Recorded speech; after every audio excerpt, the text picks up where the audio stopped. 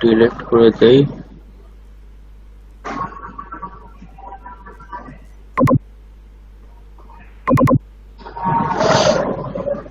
Next ডেতে আমাদের onsite part 2 হবে। তো অনসাইট জিনিসটা কি? আসলে এসইও তে কিন্তু সবাই দেখবেন বলবে যে অন পেজ এবং অফ পেজ, সবাই কিন্তু এসইও কে এভাবেই বলে যে এসইও হচ্ছে দুই ভাগে বিভক্ত বা দুই পক্ষ। একটা হচ্ছে on page SEO. On page SEO মানে কি? অন পেজ এসইও হচ্ছে সাইটের ভিতরে যত কাজ করতে হয় সবকিছুকে তারা অন পেজ এসইও বলে। যেমন সাইটের ডোমেন হোস্টিং নেওয়া থেকে সাইটের ভিতরে যা যা যাবতীয় কাজ সবকিছুকেই অন পেজ বলে।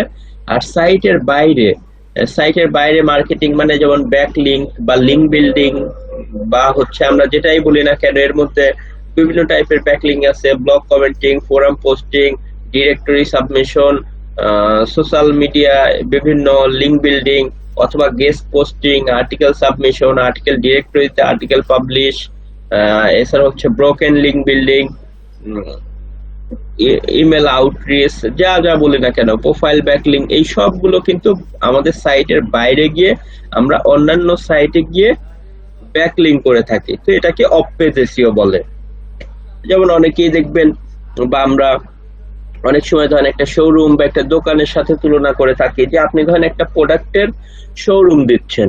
আপনি ধরেন যেমন আমি দেখিয়েছি যে অনলাইনে আমি কি করেছি যে আমি ব্লেন্ডার সেল করব এবং সেটা হচ্ছে অ্যামাজনের, যাই হোক আমি সেটা সেল করে কমিশন পাবো। দেখেন এটা অনলাইনের জন্য আমি কি করেছি, আমাকে সাইট তৈরি করতে হয়েছে। সে এক্সাম্পল সেটা যে সাইটই হোক না কেন, বা এক্সাম্পল আমি যদি এভাবে দেখাই যে ধরেন আমি চাচ্ছি যে কফি মেকার সেল করব। তো আমি যেহেতু অনলাইনে সেল করব আমাকে কি করতে হবে, সবার আগে আমি যদি ওই যে বলি তাহলে আমাকে কিন্তু এসইও ওই যে নিশ সিলেকশন করতে হয়েছে যে আমি কি সেল করব।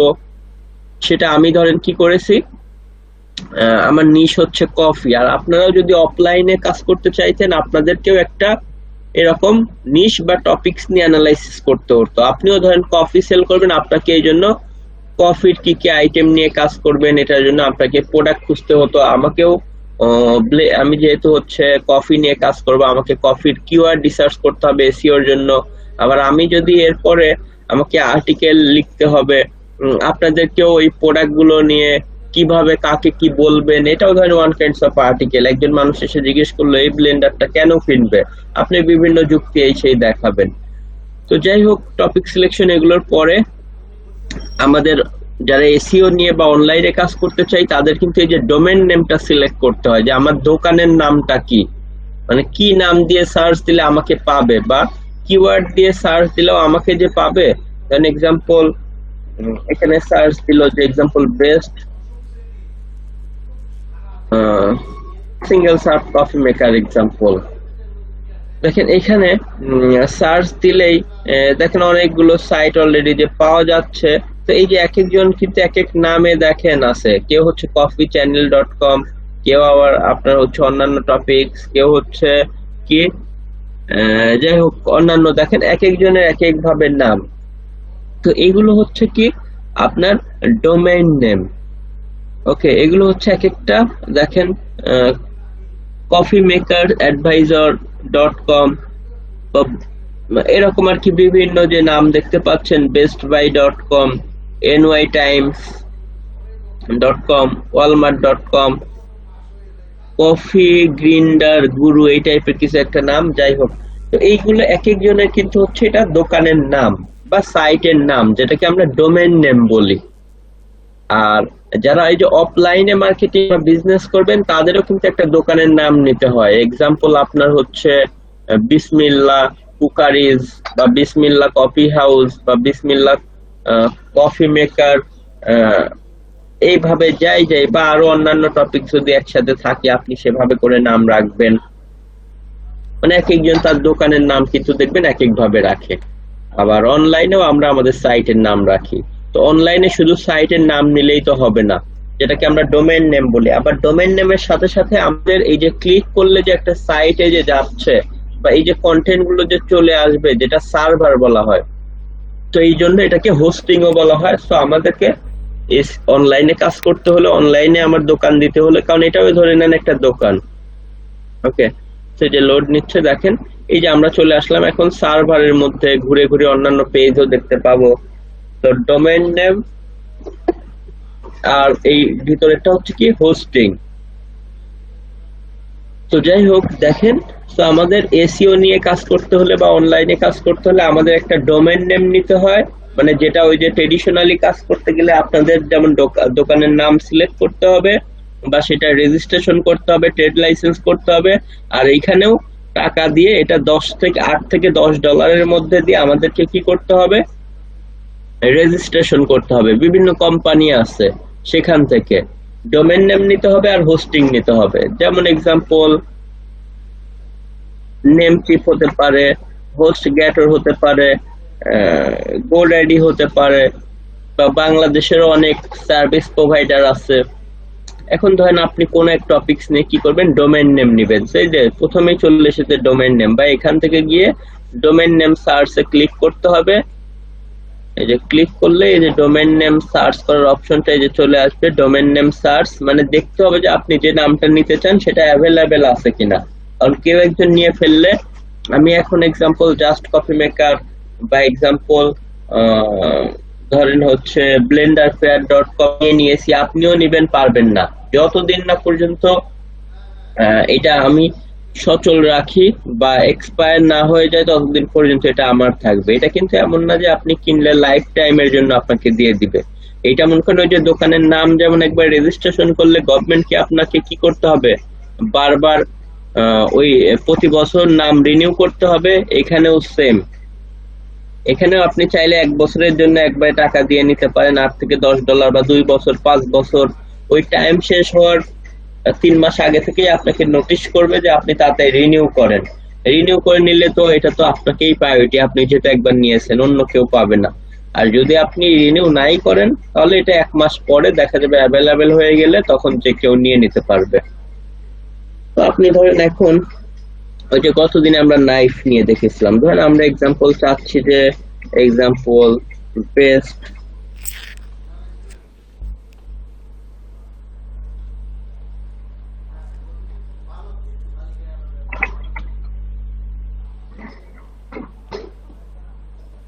আমি ধরেন এমনিতে এটা লিখলাম যে kitchenknivesguide.com। তবে নামগুলো আপনারা 2 ওয়ার্ডের মধ্যে রাখার চেষ্টা করবেন। আমি একটু বড় করে লিখলাম কারণ অনেক সময় অ্যাভেলেবেল পাওয়া যায় না, এই জন্য একটু বড় করে লিখলাম। দেখেন এটা হচ্ছে, যাই হোক স্পেলিং টেলিং দেখে নেবেন ঠিক আছে কিনা, ভুলও হতে পারে। এটা দেখেন অ্যাভেলেবেল আছে। সব থেকে ভালো হয় নামটা 2 অক্ষর বা 1 অক্ষর, ছোট হোক সুন্দর নাম হলে ভালো, যেমন knifeadvisor.com বা knifeguide.com বা kitchenknivesguide.com, এটা হলেও খারাপ হবে না, 3 ওয়ার্ডের। তো এরকম আমাদেরকে দেখে নিতে হবে। আবার আমি যদি কিচেন নাইফ বা knifeguide.com এভাবে লিখি, যে কোনো টাইপের, এখানে www ধরেন আমরা দিয়ে দিলাম, বা www ছাড়াও দিতে পারেন। দেখেন এটা আবার কি 2018 সালে একজন নিয়ে নিয়েছে, তো এইটা আর আমি নিতে পারবো না। ডোমেইন নেমের মধ্যে যেমন .com, .net, .org বিভিন্ন টাইপের আছে, যে বিভিন্ন এক্সটেনশনের। তো আমরা .com-টাকেই বেশি প্রায়োরিটি দেই, কারণ এটা কমার্শিয়াল, যে কোনো পারপাস ইউজ করা যায়। .org গুলো বিজনেস, ওই যে আপনার অর্গানাইজেশনের ক্ষেত্রে বেশি ইউজ হয়। .netও নিতে পারেন। তো এই হচ্ছে আর কি, .com-টাই সব থেকে বেশি প্রেফারেবল। এটা আবার ওই যে পেতেও প্রবলেম হয়, এই জন্য বিভিন্ন ভাবে সার্চ করে করে অ্যাভেলেবেল আছে সেই টাইপের নামই আমাদেরকে নিতে হবে।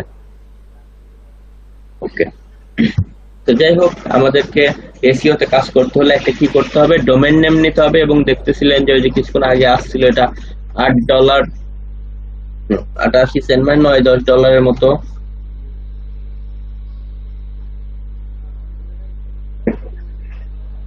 যাই হোক এটা হচ্ছে ডোমেইন নেম। আর ডোমেইন নেম শুধু নিলেই হবে না, কারণ আপনার শুধু ট্রেডিশনালি যদি কাজ করতে যান শুধু ডোমেইন নেম নিলেই তো হবে না, আপনাকে কি করতে হবে, একটা হোস্টিং, মানে একটা জায়গাও নিতে হবে যেখানে আপনি দোকান দিবেন, আপনার মালামাল থাকবে, মানে আপনার অ্যাড্রেস, যে কেউ আসলে আপনাকে পাবে। সো এইটাও এরকম যে ডোমেইন নেম নিলেই হবে না, হোস্টিং নিতে হবে। হোস্টিং বলতে সার্ভারের একটা জায়গা, যেটা আপনি ওইটাও ভাড়া নেবেন, যে ওইখানে আপনার সমস্ত কন্টেন্ট আর্টিকেল যা আপ করবেন এখান থেকে আপনার পিসি থেকে সব ওইখানে জমা থাকবে। এতে পৃথিবীর যে কোনো জায়গা থেকে যে কেউ সার্চ দিলে যেন আপনার সাইটটাকে খুঁজে পায়, কারণ এটা সার্ভারে থাকবে। কারণ আপনার পিসিতে আর্টিকেল থাকলে ওইটা তো আর কেউ দেখতে পাবে না। এগুলো আমরা অপটিমাইজ করে করে আমাদের সাইটে আপলোড করি, তখনই সবাই দেখতে পারে। যেমন প্রথম আলো নিউজ, এখন ওদের কম্পিউটারে থাকলে তো আর কেউ দেখতে পাবে না। যখন ওই যে ওদের সাইটের মাধ্যমে সার্ভারে আপ করবে, ওই সাইটের নির্দিষ্ট সার্ভারে, তখনই কিন্তু যে কেউ সার্চ দিলে আমরা নিউজগুলো দেখতে পাই। তো আশা করি আপনারা এই বিষয়টা বুঝতে পারছেন, যে আসলে একটা সাইট তৈরি করার জন্য এখন আমাদেরকে যেহেতু কিওয়ার্ড রিসার্চ হয়েছে, কি টপিকস নিয়ে আমরা কাজ করব, ফাইনাল হওয়ার পরেই তখন সেই টপিকস নিয়ে আমরা কি আর্টিকেল লেখা স্টার্ট করবে, এবং 2-4টা আর্টিকেল হয়ে গেলেই আমরা এরপরে ডোমেন হোস্টিং নিব, কারণ আমাদের সাইট তৈরি করতে হবে। বা কিওয়ার্ড রিসার্চের সাথে সাথে আপনি ডোমেন হোস্টিং নিয়ে নেবেন। তো ডোমেন এই জন্য আগে থেকে না নেওয়া ভালো, কারণ আপনার নিশ বা আপনার কিওয়ার্ড রিলেটেড ডোমেন নেম নেওয়াটাই কিন্তু সব থেকে বুদ্ধিমানের কাজ। আবার ডিরেক্ট কিওয়ার্ড দিয়ে কোনো ডোমেন নেম নেবেন না। যেমন আমি গেলাম kitchenknifeguide.com, আপনি হয়তো বেশ কিচেন নাইফ এটা আপনার কিওয়ার্ড আছে, বাট এরকম না নিয়ে দেখেন kitchenknifeguide.com বা knifeguide.com। ওকে, ওই যে knifeadvisor.com, এক একজন এক এক ভাবে, বা knifeexpert.com, এভাবে সুন্দর নিতে হবে। একটা প্রশ্ন ছিল, জি বলেন। এই যে নেম চিপে দেখলাম যে .com-এরটা নিলে 8.88 ইউএসডি দেখাচ্ছে। এখন আমি যদি মনে করেন প্র্যাকটিসের জন্যই বলেন বা একটা এক্সপেরিমেন্টের জন্যই বলেন, XYZ টা নেই, ওটার $1 পার ইয়ার মনে হয় দেখাচ্ছে, এটা কি নিতে পারি? হ্যাঁ অবশ্যই, আপনি প্র্যাকটিসের জন্য হলে নিতে পারেন, সমস্যা নাই। আবার $1 পার ইয়ার। আচ্ছা হ্যাঁ অবশ্যই নিতে পারেন, কিন্তু আপনার প্রথম বছর হয়তো এটা $1 থাকবে, দ্বিতীয় বছর নেম এই .com এর থেকে অনেক বেশি দাম বাড়িয়ে দিবে। আমি দ্বিতীয় বছর রিনিউ করলাম না, তখন সমস্যা নেই তো? না সমস্যা নাই তাহলে। এটাই, জি। এটার জন্য আমার তো কোনো হোস্টিং নিতে হবে না আবার? হ্যাঁ অবশ্যই, আপনি ওয়েবসাইট তৈরি করতে চাইলে ডোমেন হোস্টিং দুইটা লাগবেই। আবার আপনি যদি চান যে না আপনি এই ডোমেনটা নেবেন, ব্লগারের হোস্টিং এ হোস্ট করবেন, সেটাও করতে পারেন, কিন্তু রিয়েল যে সি প্যানেলের ফিচার এগুলো আবার পাবেন না। আচ্ছা, তো রিয়েল কাজ যদি এটা শিখতে চান তাহলে ডোমেন হোস্টিং দুইটাই নিতে হবে। তাহলে আমি আজকে যেগুলো দেখাবো স্টেপ বাই স্টেপ এই পরিপূর্ণ ফিচার পাবেন, কারণ আমি লোকাল হোস্টেও দেখাবো না, আমি একদম জেনুইন আপনারা যেভাবে কাজ করবেন লাইভলি, মানে নেক্সট টাইমে আপনাদের সাইট বা যেভাবে অ্যামাজন অ্যাফিলিয়েশন সবকিছু করে আমি সেভাবে দেখাচ্ছি। কারণ আপনাদের জন্য বা সবার জন্য আমি দেখানোর জন্য কমন একটা ডোমেন হোস্টিং এভাবে কিনে রেখেছি। ওকে, অনেকেই লোকাল হোস্টে দেখায়, পিসিতে লোকাল হোস্ট বানিয়ে, বাট আমি ওইটা দেখাচ্ছি না, একদম লাইভ। সো এভাবে হলে আপনারা একটা ডোমেন হোস্টিং কিনতে পারেন, বা আমার পরামর্শ থাকবে আপনারা কয়েকজন মিলেও একটা ডোমেন হোস্টিং চাইলে নিতে পারেন, সবার প্র্যাকটিসের জন্য অথবা রিয়েল একটা কাজ করার জন্যই হতে পারে। তো রিয়েল আমার সাথে সাথে এভাবে কাজ করার জন্য আপনারা এখনই কিওয়ার্ড রিসার্চ করে ফেলানো উচিত, যেহেতু কিওয়ার্ড রিসার্চের ক্লাস হয়েছে। কিওয়ার্ড রিসার্চ করে করে আপনি, আমার অনেক স্টুডেন্ট এরকম করে যে আমার সাথে সাথেই হয়তো তারা লাস্টে গিয়ে এবং অ্যামাজনে অনেক ভালো আর্নিং করতেছে। আমার এমন স্টুডেন্ট আছে যে মাসে এরকম একজন না অনেক আছে যে $5,000 ইনকাম করতেছে শুধু অ্যামাজন অ্যাফিলিয়েট সাইট দিয়ে, বা আরো ছোট বড় তো এরকম অগণিত আছে। ওকে, তো সেখানে তারা যেটা করে, অনেকেই আছে যে একটু অ্যাডভান্স বলতে কি, যে তারা যে আগে থেকে অনেক কিছু জানতো তা না, যখন কিওয়ার্ড রিসার্চের ক্লাস হয়েছে তখনই তারা কিওয়ার্ড রিসার্চ গুলো কমপ্লিট করেছে, বারবার দেখিয়ে নিয়েছে যে দেখেন স্যার আমাদের কিওয়ার্ড গুলো ঠিক আছে কিনা। কিওয়ার্ড ঠিক থাকার যতক্ষণ না পর্যন্ত ঠিক হয় নাই, তারা কি করেছে, রিসার্চ করে করে দেখিয়েছে। যখন এটা ঠিক হয়েছে তখন বলেছে হ্যাঁ এইগুলো ঠিক আছে বা এগুলো ঠিক নাই, তখন উনি ওইগুলো নিয়ে ডোমেন হোস্টিং হয়তো নিয়ে রেখে দিয়েছে, এরপরে আর্টিকেল লেখা স্টার্ট করেছে বা লিখিয়ে নিয়েছে। এরপরে এই যে ডোমেন হোস্টিং এর পার্টে আসলে তখন তারা এইভাবে সাইট তৈরি করেছে, আর্টিকেল, এরপর অন পেজে যাব, আর্টিকেল কিভাবে অপটিমাইজ করে পাবলিশ করতে হয়, ব্যাকলিং, স্টেপ বাই স্টেপ করতে করতে দেখা গেছে ক্লাসের শেষে তারা অলমোস্ট সাইট রেডি, হয়তো আর 1-2 মাসের মধ্যে অলরেডি তাদের আর্নিং ও স্টার্ট হয়ে গেছে। ওকে, তো এরকম আর কি। তো যাই হোক, আমাদের সাইট তৈরি করতে হলে তাহলে একটা ডোমেন, একটা হোস্টিং নিতে হবে, যেমন লোকালি কেউ বিজনেস করতে গেলে তার কি করতে হয়, মূলত একটা দোকানের নাম নিতে হয়, আর হচ্ছে একটা দোকান বা ওইগুলা স্পেস নিতে হয়। তো আমরা একটা পয়েন্টে ছিলাম, সেখান থেকে এদিকে আসলে এসেছি, সেটা হচ্ছে যে সবাই বলে, আমরা বলেছিলাম যে অন পেজ এসইও আর অফ পেজ এসইও, কিন্তু আমি এটাকে, হ্যাঁ off page SEO on page SEO বলি, কিন্তু অন পেজ এসইওর মধ্যে আবার দুইটা ভাগে বিভক্ত করে বলি।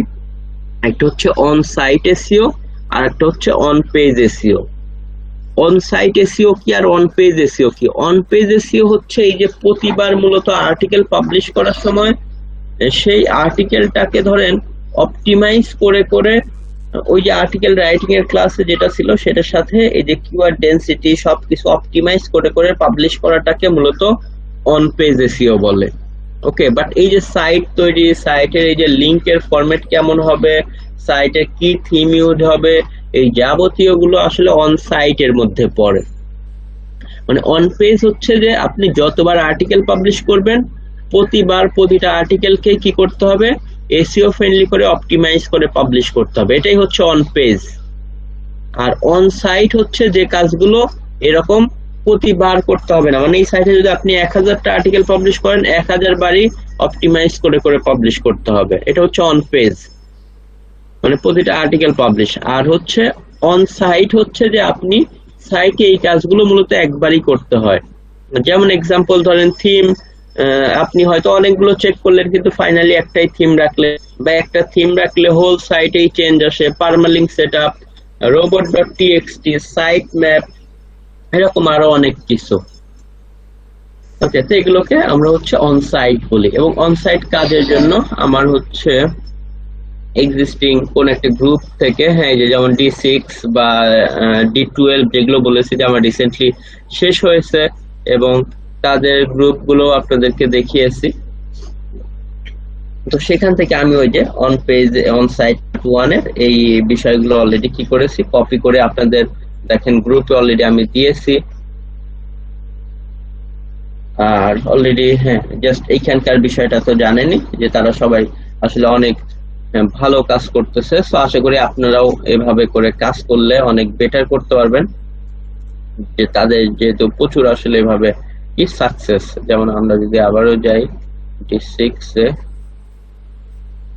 এইখানে ডিসকাশনে দেখতে পাচ্ছেন যে তারা প্রায় প্রতিদিনই আসলে ভালো ভালো আর্নিংস এর দিকে যাচ্ছে, এবং তারা অনেক পরিমাণে আর্নিং করতেছে। এগুলো প্রতিদিন রিসেন্ট যে সমস্ত এই যে অক্টোবর 27 তারিখ বা দেখেন এগুলো প্রতিদিনই আছে। তো যাই হোক, এটা মাঝে মধ্যে দেখানো হচ্ছে এনকারেজ করার জন্য যে তারা প্রতিনিয়ত এবং প্রত্যেকেই অনেক ভালো কাজ করতেছে, শুধু কারণ তাদের কাজের কাজ $200। ওকে, তো বিগ প্রতিটা যে সমস্ত টপিক আমরা শিখতেছি সেগুলো নিয়েই সার্চ দিবেন, দেখবেন সেগুলো নিয়েই মার্কেট প্লেসে অনেক জব আছে। তো আমি এগুলো না দেখে আমাদের ডিরেক্ট কাজের দিকে চলে যাই। সো আমরা ওই যে অন সাইটের কিছু বিষয় যেগুলো আমি আপনাদের এখানে দিয়ে দিয়েছি। আচ্ছা, যেমন কি কি পার্ট করতে হবে আমি এটা সবগুলো ব্যাসে একটু লিখে দিই যেন তাদের জন্য ইজি হয়, কারণ এখানে আপনাদের একটু টেকনিক্যাল মনে হতে পারে। যেমন অনসাইট পার্ট 1 এ আমরা আজকে শিখবো ওয়ার্ডপ্রেস ইনস্টলেশন, মানে এক কথায় ওয়ার্ডপ্রেস এর মাধ্যমে সাইট কিভাবে তৈরি করতে হয় কোনো প্রকার অনেক কোডিং টোডিং না শিখে। এবং ওয়ার্ডপ্রেসটা হচ্ছে বর্তমান সময়ের সবথেকে জনপ্রিয় মাধ্যম সাইট তৈরি করার, কারণ এটা খুব ইজিলি এবং এটা খুব এসইও ফ্রেন্ডলি, ইজিলি তৈরি করা যায়, ইজিলি মেইনটেনেন্স করা যায়, এবং বড় কথা এসইও ফ্রেন্ডলি, এবং সাইটের লোডিং স্পিড অনেক ভালো থাকে সব দিক থেকেই। ব্লগ সাইট বা এই টাইপের অ্যাফিলিয়েট সাইট, অ্যাডসেন্স এর এই সমস্ত সাইট তৈরি করার জন্য এটা হচ্ছে বেস্ট ওয়ে। এরপরে আমরা ডিসকারেজ ইন্ডেক্সিং বা থিম ইনস্টলেশন এগুলো কি আমরা সবই জানবো। তো যাই হোক, এখন আমাদের সাইট তৈরি করার জন্য যে কাজটা করতে হবে সেটা হচ্ছে আমাদের তো একটা ডোমেন, একটা হোস্টিং লাগবে। হ্যাঁ, এটা আপনি কি করতে হবে, নেমচিপ বা গোড্যাডি বা বাংলাদেশে আছে যেমন একজন হোস্ট বা বিভিন্ন কোম্পানি আছে, ওদের থেকে কি করতে পারেন, কিনতে পারেন। তো কেনার পরে আপনাকে কি করবে, তারা হচ্ছে যখন এইসব জায়গা থেকে কিনতে যাবেন আপনাকে আগে একটা অ্যাকাউন্ট করতে হবে। যেমন আমারও অ্যাকাউন্ট আছে, আমি লগ ইন করতেছি না আর। ওকে, লগ ইন করতে অ্যাকাউন্ট ক্রিয়েট করতে হবে, প্রথম sign up, then log in করে প্যানেলের মধ্যে থেকে গিয়ে কোন ডোমেন নেবেন, কোন হোস্টিং নেবেন এটা সার্চ দিয়ে কিনতে হয় $, দিয়ে। তো আমি জাস্ট আমার এই মেইল দিয়ে দেখাই, যেমন আমার আমি রিসেন্ট কোনোটা দেখাচ্ছি না। আচ্ছা, রাকিবুল ইসলাম .me cPanel, মানে কোনো একটা ডোমেন থাকলে সেটা লিখে সার্চ দিলেই এই সেটার হোস্টিং এ সবকিছু চলে এসেছে। তো আমি ধরেন এটাই দেখাচ্ছি, যে এটা অবশ্য অনেক আগে কিনেছিলাম, দেখেন আমি ওইটা দিয়েই দেখাচ্ছি, যদিও এটা এক্সপায়ার হয়ে গেছে, কারণ আমি আমার রিয়েল যে ডোমেন যেটা এখানে রেখেছি সেটার আইডি পাসওয়ার্ড দেখাবো না জন্যই আমি আরেকটা দিয়ে দেখাচ্ছি। যে দেখেন, যে কোনো ডোমেন হোস্টিং কেনার পরে আপনাদেরকে এভাবে কি করবে, ডোমেন নেম তো জানেনই দিবে, কবে কিনেছেন, কবে এক্সপায়ার হবে টবে, এই সমস্ত বিষয়, আর মূলত এই নেম সার্ভার টার্ভার দিবে। তবে মেইনলি আপনাদের কাজে লাগবে যে cPanel ডিটেলস, মানে আপনার যে cPanel, মানে একটা ডোমেন কেনার পরে সেটার cPanel থাকে। cPanel হচ্ছে প্রথম, cPanel হচ্ছে যেটাকে কন্ট্রোল প্যানেলও বলা হয়, বা ওই হোস্টিং এর প্যানেল। এই যে আপনার ডোমেন নেমের পরে তারা একটা লিঙ্কও দেয়, এখানে ক্লিক করলেও হবে, অথবা যে ডোমেন নেমটা কিনবেন সেটা .com বা .me বা .xyz/cPanel লিখতে হবে।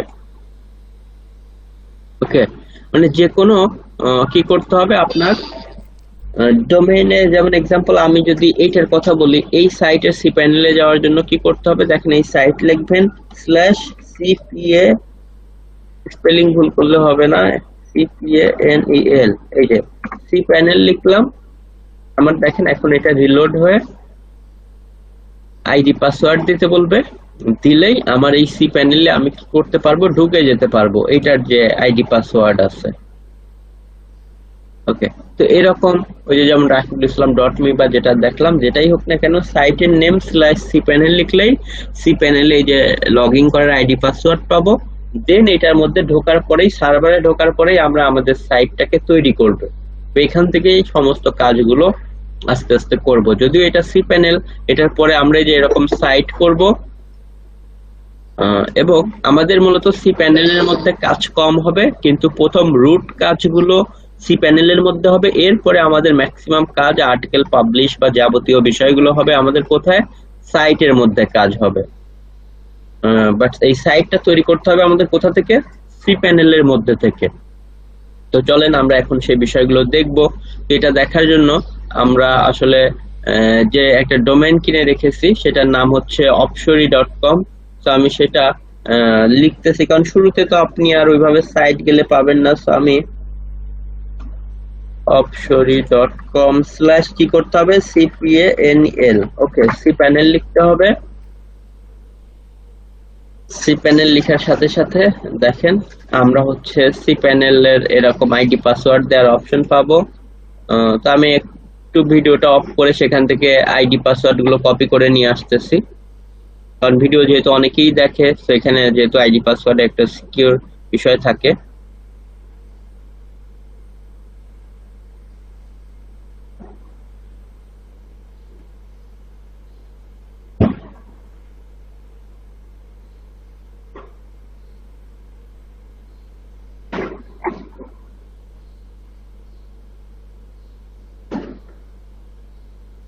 ওকে, তো দেখেন আমরা এখানে কি করেছি, জাস্ট আমাদের cPanel এর ইউজার নেম পাসওয়ার্ডটা দিয়েছি, এরপর লগইন এ ক্লিক করব। সব ঠিক থাকলে লগইন হবে, বাট হ্যাঁ এটা মেবি ঠিক নেই কোনো কারণে। আচ্ছা দাঁড়ান তো, ওকে, এবার দেখেন এটা লগইন হয়ে গেছে, ওটা ওই স্পেস ছিল জন্য লগইন হচ্ছিল না। তো যাই হোক, আমরা আমাদের কি করলাম, ঠিক আছে কেটে দেই। ওকে, আমরা আমাদের cPanel এ লগইন করে ফেলেছি। এবং কারণ আপনি ডোমেন হোস্টিং কিনলেই যে আপনার সাইট তৈরি হয়ে থাকবে এমনটা কিন্তু না। ডোমেন হোস্টিং জাস্ট কিনলেন, এখন আপনাকে সাইটটা এই যে cPanel বা কন্ট্রোল প্যানেল, এই যে সার্ভারের যাবতীয় বিষয়গুলো আছে, এখানে এসে আমাদেরকে সাইটটা তৈরি করতে হবে। এবং এখানে এসে আমাদের প্রথম, এবং আমরা এই যে এই ধারাবাহিকভাবে কাজ করব, প্রথম কাজ করব হচ্ছে ওয়ার্ডপ্রেস ইনস্টলেশন, মানে এক কথায় ওয়ার্ডপ্রেস এর সাইটটাকে তৈরি করব। এটার জন্য আমাদের এই cPanel এর মধ্যে এসে এই যে সফটাকিউলাস অ্যাপ ইনস্টলার, এটাকে খুঁজে বের করতে হবে। বা অনেক সার্ভারের মধ্যে ফ্যান্টাস্টিকো নামক সফটওয়্যারও থাকে। তো সফটাকিউলাস এটাই মেইনলি সবগুলোতে থাকে। তো আমাদের এই সফটাকিউলাসটা খুঁজে বের করতে হবে। ওয়েবসাইট চাইলে এখানে অনেকভাবে ইনস্টলেশন করা যায়, সব থেকে ইজি প্রসেসটা আমি দেখাচ্ছি। সেটা হচ্ছে আমাদেরকে cPanel এ এসে এটা কি করতে হবে, খুঁজে বের করতে হবে যে সফটাকিউলাস কোথায় আছে। এই যে সফটাকিউলাস অ্যাপ ইনস্টলার, এটা মূলত সফটওয়্যার সেগমেন্টের মধ্যে থাকবে। অলওয়েজ এটাকে সফটওয়্যার সেগমেন্টে পাবেন। সো আমরা সফটওয়্যার ক্লিক করেছি। এরপরে আমরা এই যে বাম পাশে চলে যাব ব্লগস নামক অপশন, মানে এখান থেকে অনেক কিছুই তৈরি করা যাবে, ব্লগ, মাইক্রো ব্লগ বা বিভিন্ন ফোরাম টোরাম, image gallery, wikis, social networking. তো আমরা চলে যাব ব্লগ বা ওয়েবসাইট। আমরা ব্লগে ক্লিক করলাম। ব্লগের পরে কোন ফরম্যাটে আমরা সাইট তৈরি করব, এটা হচ্ছে কি ওয়ার্ডপ্রেস। আমরা ওয়ার্ডপ্রেসে যাব। এটা আমরা ওয়ার্ডপ্রেসের মাধ্যমে সাইট তৈরি করব। আমরা ব্লগসে গেলাম, এরপরে ওয়ার্ডপ্রেসে গেলাম। অনেকেই আবার রিয়েল কোডিং করে করে সাইট তৈরি করে HTML CSS দিয়ে, অনেকে PHP তে, বাট দেখবেন সেগুলোর থেকে ওয়ার্ডপ্রেসের কতটা সুবিধা বা কোনো কোডিং নলেজ না জেনে, এবং এই যে এই সমস্ত যে সাইট গুলো দেখতেছেন ভালো ভালো অ্যাফিলিয়েটের যে সাইট গুলো এক্সেন্সের দেখেন, মেজরিটি ওয়ার্ডপ্রেসে তৈরি। ওয়ার্ডপ্রেসে দেখার জন্য অনেক প্লাগইনস আছে, বা এরকম রাইট বাটন ক্লিক করে যে ভিউ পেজ সোর্সে গিয়েও এই যে কন্ট্রোল F দিয়ে এভাবে জেনারেটর লিখলেও এই যে চলে আসে অনেক সময়। এই যে আপনার লাইট না দাঁড়ান, জেনারেটর,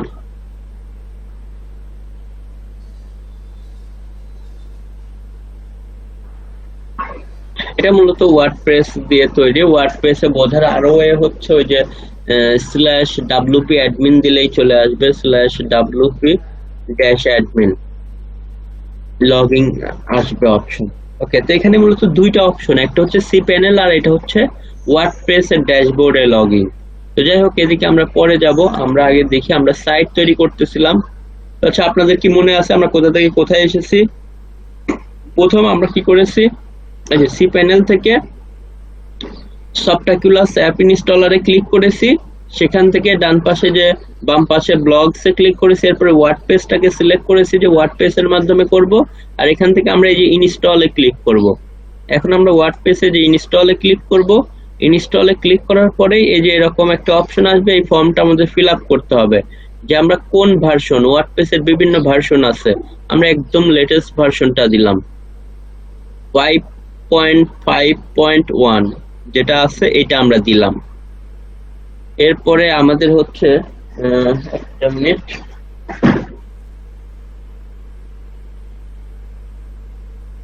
হ্যালো, হ্যাঁ জি, ওয়ালাইকুম আসসালাম। হ্যাঁ জি, বলেন।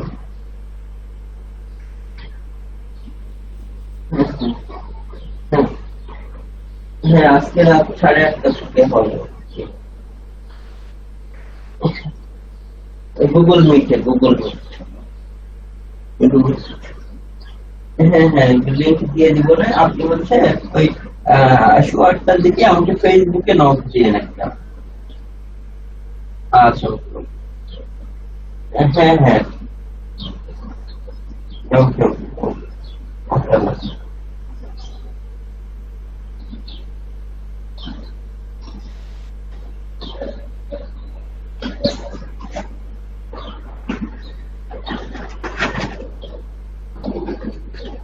আচ্ছা, ওকে। তো আমরা যেখানে ছিলাম একটা কল আসছিল আর কি।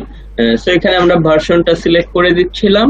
এরপরে একটা অপশন আছে, এটা হচ্ছে দেখেন মূলত দুইটা ভার্সন, একটা হচ্ছে দেখবেন এস আছে, আর একটা এই যে www সহ এস অথবা www ছাড়া এস, অথবা মানে এখানে আপনি আপনার সাইটে কোন ভার্সন চান।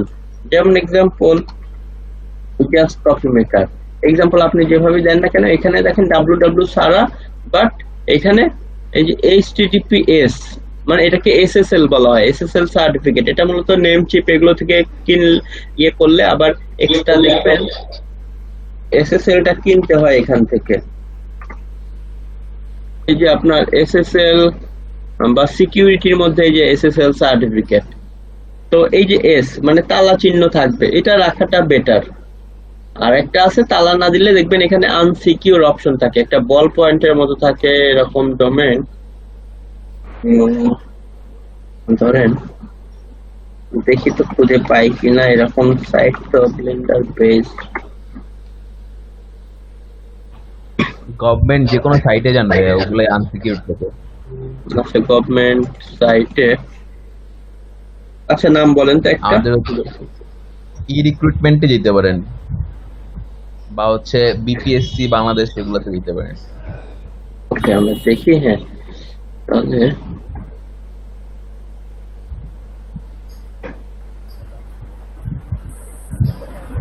এটাও অবশ্য সিকিউর। এসএসএল টা দিলে বেটার, অনেক এই যে এসএসএল আছে অবশ্যই এগুলোতে। আচ্ছা, একটা মিনিট, আমি আগে খুঁজে একটা দেখি মেসেজ আসলো কিনা।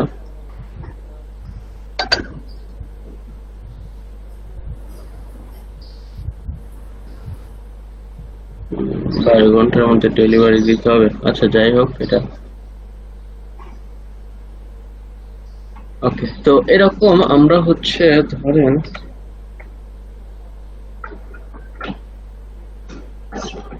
কোন একটা সাইটে যাচ্ছি আর কি দেখানোর জন্য। আচ্ছা, এটা তো এসএসএল আছে। স্যার ট্রাই করতে পারেন nidw.gov.bd। আচ্ছা, লিংকটা একটু এখানে দিয়ে দেন। মানে অনেক সাইট আছে, এক কথায় আপনার দেখবেন যে এখানে এই তালা চিহ্নটা থাকবে না, দেখাবে আনসিকিউর। সো এইগুলো হচ্ছে এসএসএল থাকে না। তো এই এসএসএল আমাদের আগে কিনতে হয়।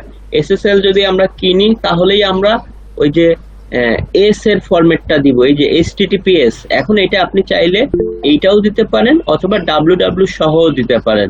আর যদি সেটা না কিনেন না থাকে তাহলে আপনাকে এই যে শুধু HTTP বা www সহ HTTP দিতে হবে। তবে আমি রেকমেন্ড করবো যে আপনারা SSL টা কিনবেন, কারণ ই কমার্স প্রতিটা সাইটেই দেখবেন এটা থাকে। কারণ এটা না থাকলে এটা হচ্ছে একটা থার্ড পার্টি, যে আপনার ভিজিটর আসলে তাদের যেমন হচ্ছে পেমেন্ট মেথড বা এইগুলোর ইনফরমেশন গুলো আপনি সেভ করে রাখতে পারবেন না, সেই বিষয়ে তারা প্রোটোকল দিবে আপনাকে।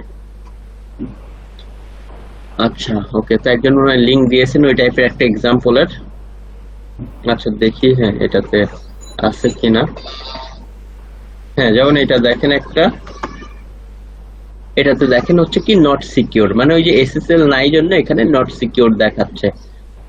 সো এইগুলোতে দেখা যায় অনেক সময় ঢোকার সময় প্রবলেম করে ভিজিটরের, বা হচ্ছে বিশেষ করে এইগুলোতে যে দেখবেন যে সমস্ত সাইটের এসএসএল নাই, সেখানে আমাদের দেশের মানুষটা এতটা আসলে ইন্টারনেট সম্পর্কে সচেতন না।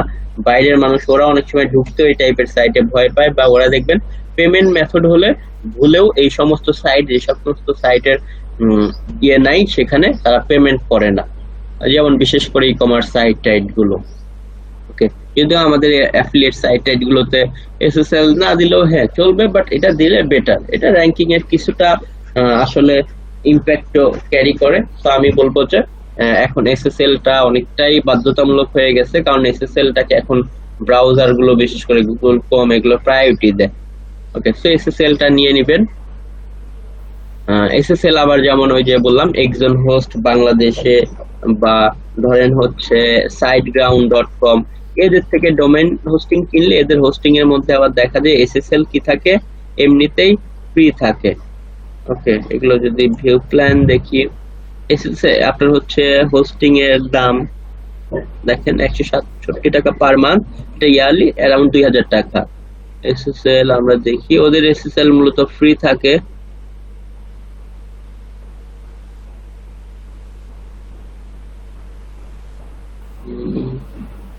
আচ্ছা, যাই হোক, এগুলোর মধ্যে আপনি এসএসএল পাবেন, এখানে এক্সট্রা এসএসএল কিনতে হবে না। এর উপরে দামের সাথে আছে, টাকার সাথে এসএসএল ফ্রি টাকা আছে। আচ্ছা আচ্ছা, হ্যাঁ, এই যে ফ্রি এসএসএল দেখেন এখানে আছে। তো যাই হোক, এগুলোতে এসএসএল ফ্রি আছে। আবার নেম চিপে গেলে আপনাকে আবার ডোমেইন কিনতে হবে এক্সট্রা করে, আপনাকে কি করতে হবে, আবার এসএসএল কিনতে হবে। যে সিকিউরিটি থেকে এসএসএল প্রথম বছরে হয়তো $2-3 নেবে, পরবর্তী বছর থেকে এটা হচ্ছে $7 মতো। আচ্ছা, আমরা দেখি এসএসএল সার্টিফিকেটের দাম কত করে আছে। প্রথম বছরে কম নিবে, দ্বিতীয় বছর থেকে যে $5 মতো নিবে। ওকে, এটা বছর বছর ওই যে ডোমেইন হোস্টিং এর মতো রিনিউ করতে হবে। এখানে একটা সাইটে পারবেন, এখানে এই যে এটাও হচ্ছে, এটা মনে হয় যে 3টা ডোমেইনে দেয়া যাবে। যাই হোক, আমরা হচ্ছে এখন চলে যাই আমরা যেখানে যাচ্ছিলাম।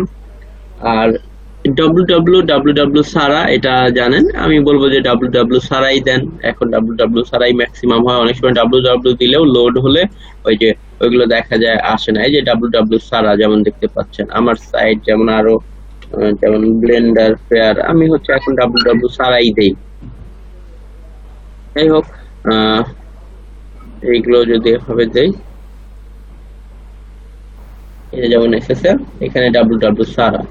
ওকে, তো আমি এক্সাম্পল সাইটের তৈরিতে আমরা ছিলাম, তো এখান থেকে আমরা যেহেতু ওই যে ডোমেনটা ওইটাও মূলত একজন হোস্ট থেকে কেনা, সো এসএসএল এটার সাথে ফ্রি আছে, এই জন্য আমরা এসএসএল এর জন্য এই যে এস দিলাম। ওকে, এটা আবার কেউ কিন্তু না কিনলে দিয়েন না, তাহলে কিন্তু আবার যে ইরর দেখাবে। সো এস দিলাম। এরপরে আমাদের ডোমেনের নেম, এই যে হোস্টিং যখন কিনি তখন ডোমেন কেনার পরে বা হোস্টিং কেনার পরে ডোমেন কিনতে গেলে সিলেক্ট করে দিতেই হয় যে কোন ডোমেনের সাথে কোন হোস্টিংটা নিচ্ছেন। তো তখন আর কি এই যে অটোমেটিক্যালি এখানে এসে থেকে যায়। আর এরপরে ইন ডিরেক্টরিতে যদি কোনো কিছু থাকে তাহলে সেটাকে একটানে মুছে দিবেন। এই যে ডাব্লিউপি ছিল, আমি মুছে দিলাম। কেন? কারণ এটার মিনিং হচ্ছে যে আপনার সার্ভারের মধ্যে ডাব্লিউপি নামক আবার একটা ডিরেক্টরি বা ফোল্ডার তৈরি হবে, সেটার মধ্যে আপনার কি হবে, এই ওয়েবসাইটটা ইনস্টল হবে। যেটা দেখেন এখানে গেলে দ্য ডিরেক্টরি, এই যে relevant to your domain should be, okay, এখানে একটা ওইভাবে দেখাচ্ছে। তো এই জন্য আমরা ডিরেক্টরিতে যা থাকবে কি করব, মুছে দিব। আচ্ছা, আর এইটুকু তো হয়তো আপনারা বুঝতে পেরেছেন। আচ্ছা, এরপরে আমরা চলে আসব হচ্ছে কোথায়, এই যে সাইট সেটিংস এর মধ্যে এসে প্রথমে সাইটের নাম দিব। এখানে মাই ব্লগ আছে, মাই ব্লগ এর জায়গায় আমরা তো আর মাই ব্লগ লিখবো না, এটা এক্সাম্পল তারা দিয়ে রেখেছে। আমরা এখানে কি দিব, আমার সাইটের নামটা দিব, যেমনটা এখানে দেয়া হয়েছে। ধরেন আপনি যে উপরে কার্জন নিলেই আসবে, ওই যে জাস্ট কফি মেকার দেন ড্যাশ, এরপরে make better coffee every time. তো যাই হোক, এই যে জাস্ট কফি মেকার যেটা লেখা আছে এটা হচ্ছে তার সাইটের নামটা, ওই যে ওই জায়গায় দিয়েছে, এই জন্য এসেছে। এবং এখানে এই যে এইভাবে কি করতে হবে, আচ্ছা এখানে কি করতে হবে, আচ্ছা যারা এই যে পরে অনেক পরে অ্যাড হচ্ছেন তারা আলটিমেট আসলে বুঝবেন কিনা সন্দেহ, বাট তারপরেও ক্লাসটা কন্টিনিউ করেন, ভিডিওটা শুরু থেকে দেখে নিন। আচ্ছা, আমরা যেখানে কথা বলতেছিলাম, প্রথম হচ্ছে সাইটের নেম।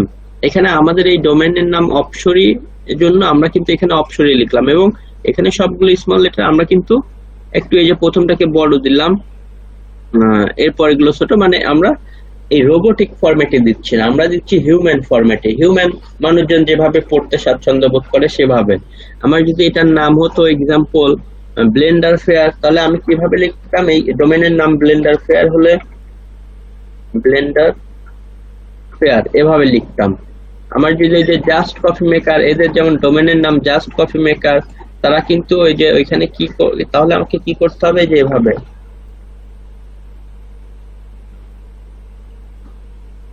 এভাবে আমার ডোমেনের নাম লিখতে হতো।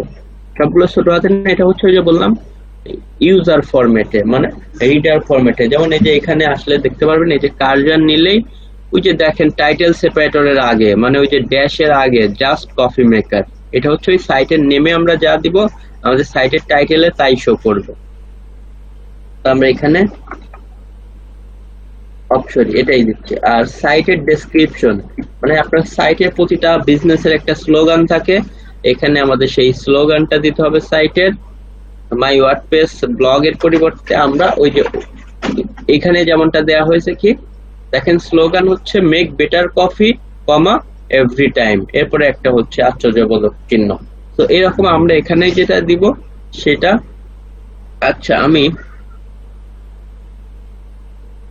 ব্যাক পেইন রিলিফ গাইড, হয়তো এটা কোনো সাইটে দিয়েছিলাম জন্য এটা আমি দিলাম দ্য আলটিমেট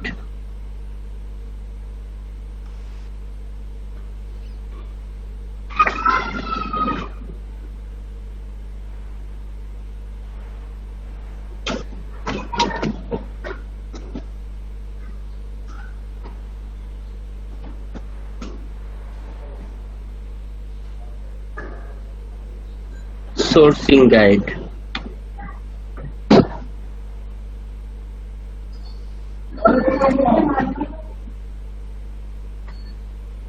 আমি আমার ইচ্ছা মতো দিতে পারি, আমি একটা এমনিতে আর কি দিয়ে দিলাম, ধরেন আমি এভাবে করে দিয়ে দিলাম, ধরেন অপসরি, আর এখানে এটা দিলাম, বা চাইলে আমার মতো চেঞ্জ করে দিতে পারি, আপনারা আপনাদের মতো চেঞ্জ করতে পারেন। তো যাই হোক, এখানে ডোমেন নেম দিলাম আর একটা বিজনেসের ট্যাগ লাইন দিলাম। প্রতিটা বিজনেসের দেখবেন একটা ট্যাগ লাইন থাকে, সেটা এখানে লিখে দিবেন। এরপরে আমাদের দিতে হবে, কি করতে হবে, এখন আমাদের এই যে ওয়েবসাইটে আমরা তো মেইলে পেয়েছি শুধুমাত্র, কিন্তু আমাদের ডোমেনের ওইভাবে কিছু লগইন আইডি পাসওয়ার্ড পাই নাই, আমরা পেয়েছিলাম সি প্যানেলে ঢোকার জন্য। আর আমরা যে সাইটটা তৈরি করবো এটা তো আর কোনো সি প্যানেল না, এটা হচ্ছে ওয়েবসাইট।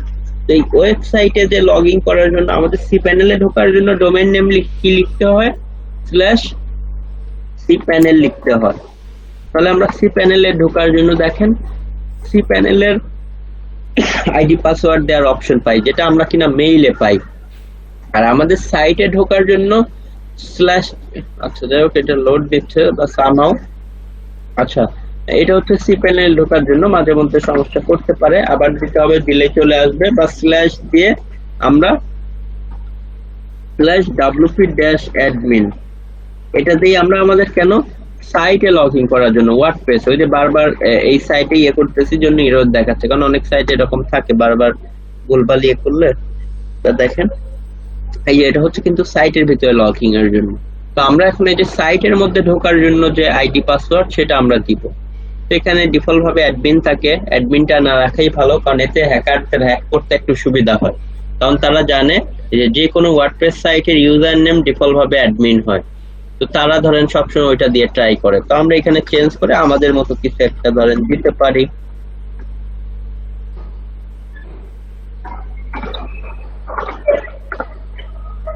আর পাসওয়ার্ডের জায়গায় আমরা একটা কি করব, পাসওয়ার্ড দিব। পাসওয়ার্ডটা তারা ওই যে রিকমেন্ড করে যে 12-10, দেখেন আমি এখানে এভাবে দিলে আসতেছে। তো আমি এখানে হাইডে ক্লিক করে এরপরে আমি অন্য টাইপের কিছু পাসওয়ার্ড দিচ্ছি।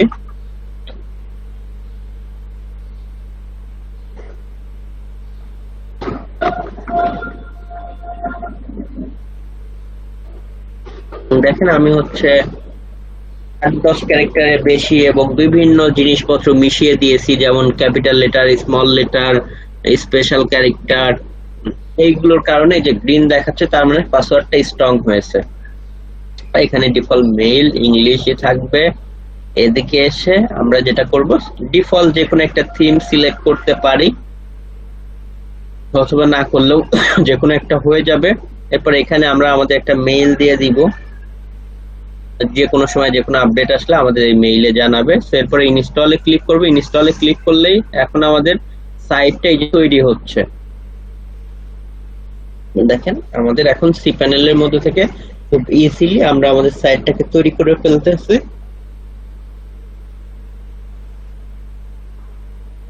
এটা কিছুটা টাইম নেবে।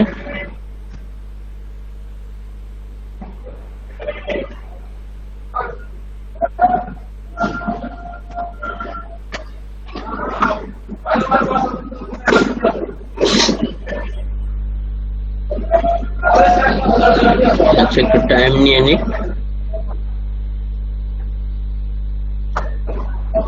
আচ্ছা এটা একটু টাইম নিয়ে নি, তাহলে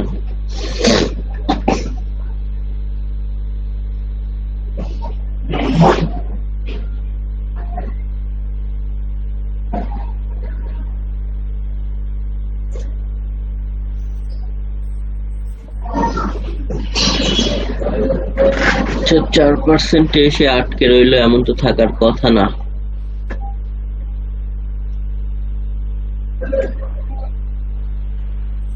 আচ্ছা দেখি আগে কি হয়, না হলেও সমস্যা নেই, আমরা আবার ওই আগের মতো গিয়ে ট্রাই করতে হবে। অনেক সময় প্রবলেম করে, আমরা আবার ওই যে থিমও সিলেক্ট করে দেই নাই, এটা একটা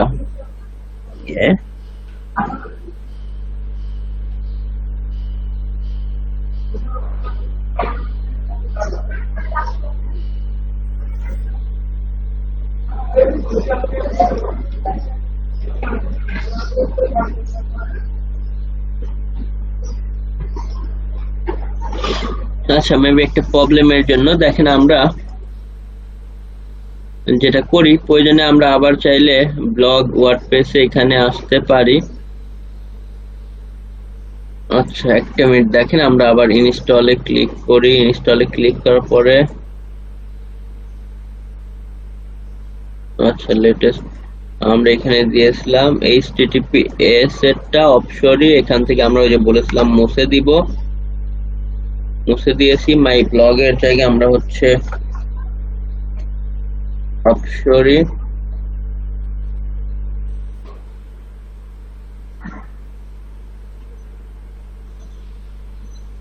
আমরা এখান থেকে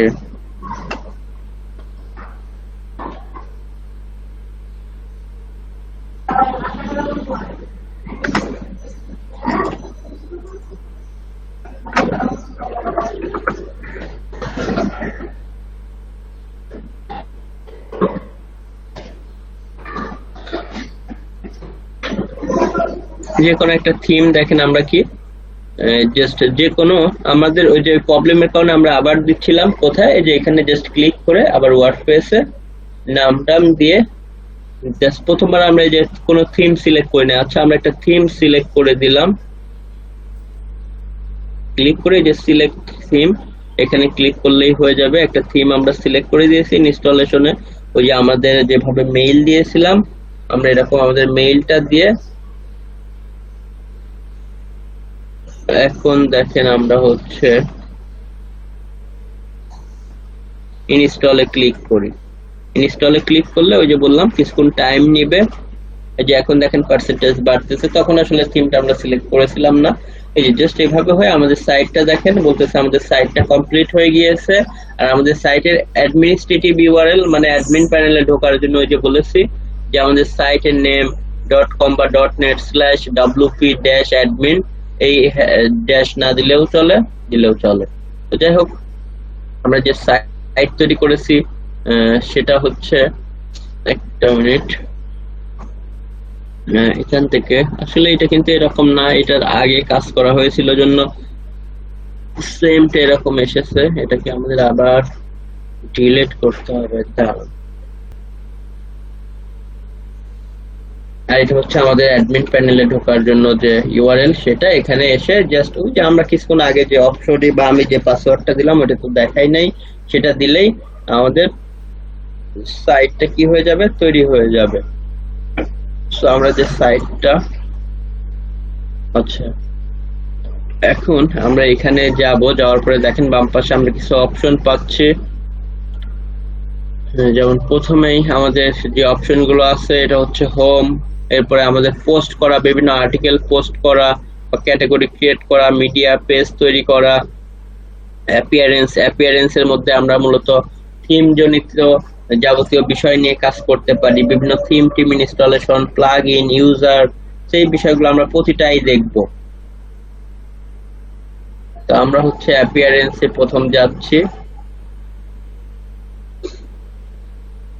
অ্যাপিয়ারেন্সে গিয়ে আমরা কি করতে পারবো, আমাদের থিম এগুলোকে আমরা চেঞ্জ করতে পারবো। যেমন এই মুহূর্তে আমাদের এই থিমটা কি ইনস্টল করা আছে,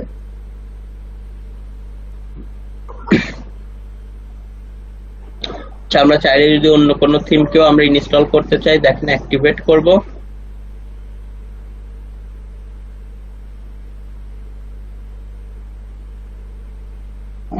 কারণ এট এ টাইমে আমরা যে কোনো একটা থিম ইনস্টলেশন করে রাখতে পারবো। আমরা এখান থেকে দাঁড়ান, এটা একটু লোড নিয়ে নিক।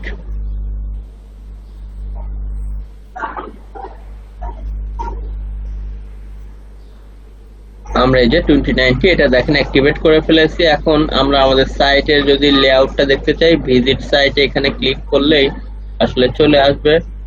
তবে এই থিমটা আগে থেকে ইনস্টল করে এই আর্টিকেল গুলো পাবলিশ করা ছিল জন্য এরকম আসতেছে, বাট আপনাদের তো এরকম আসবে না, জাস্ট ডিরেক্ট সাইট এরকম একটা আসবে।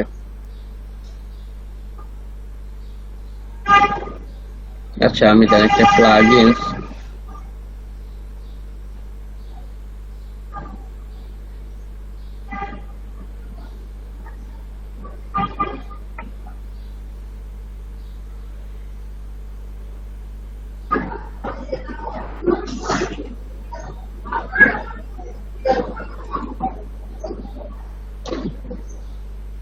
ডব্লিউপি রিসেট, আমি এটাকে ইনস্টল এই জন্য করলাম যেন আমার এটাকে আগের যে কাজগুলো এগুলোকে আমি ফেলে দিতে পারি।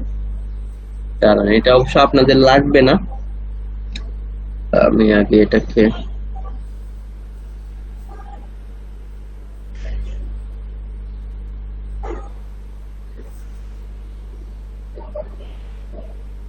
দেখেন রিসেট এখন কাজ করেছে, কারণ ওই যে আগের থিমটা ওইভাবে কাজ করা ছিল জন্য এই সমস্ত প্লাগইন গুলো চলে আসতেছিল।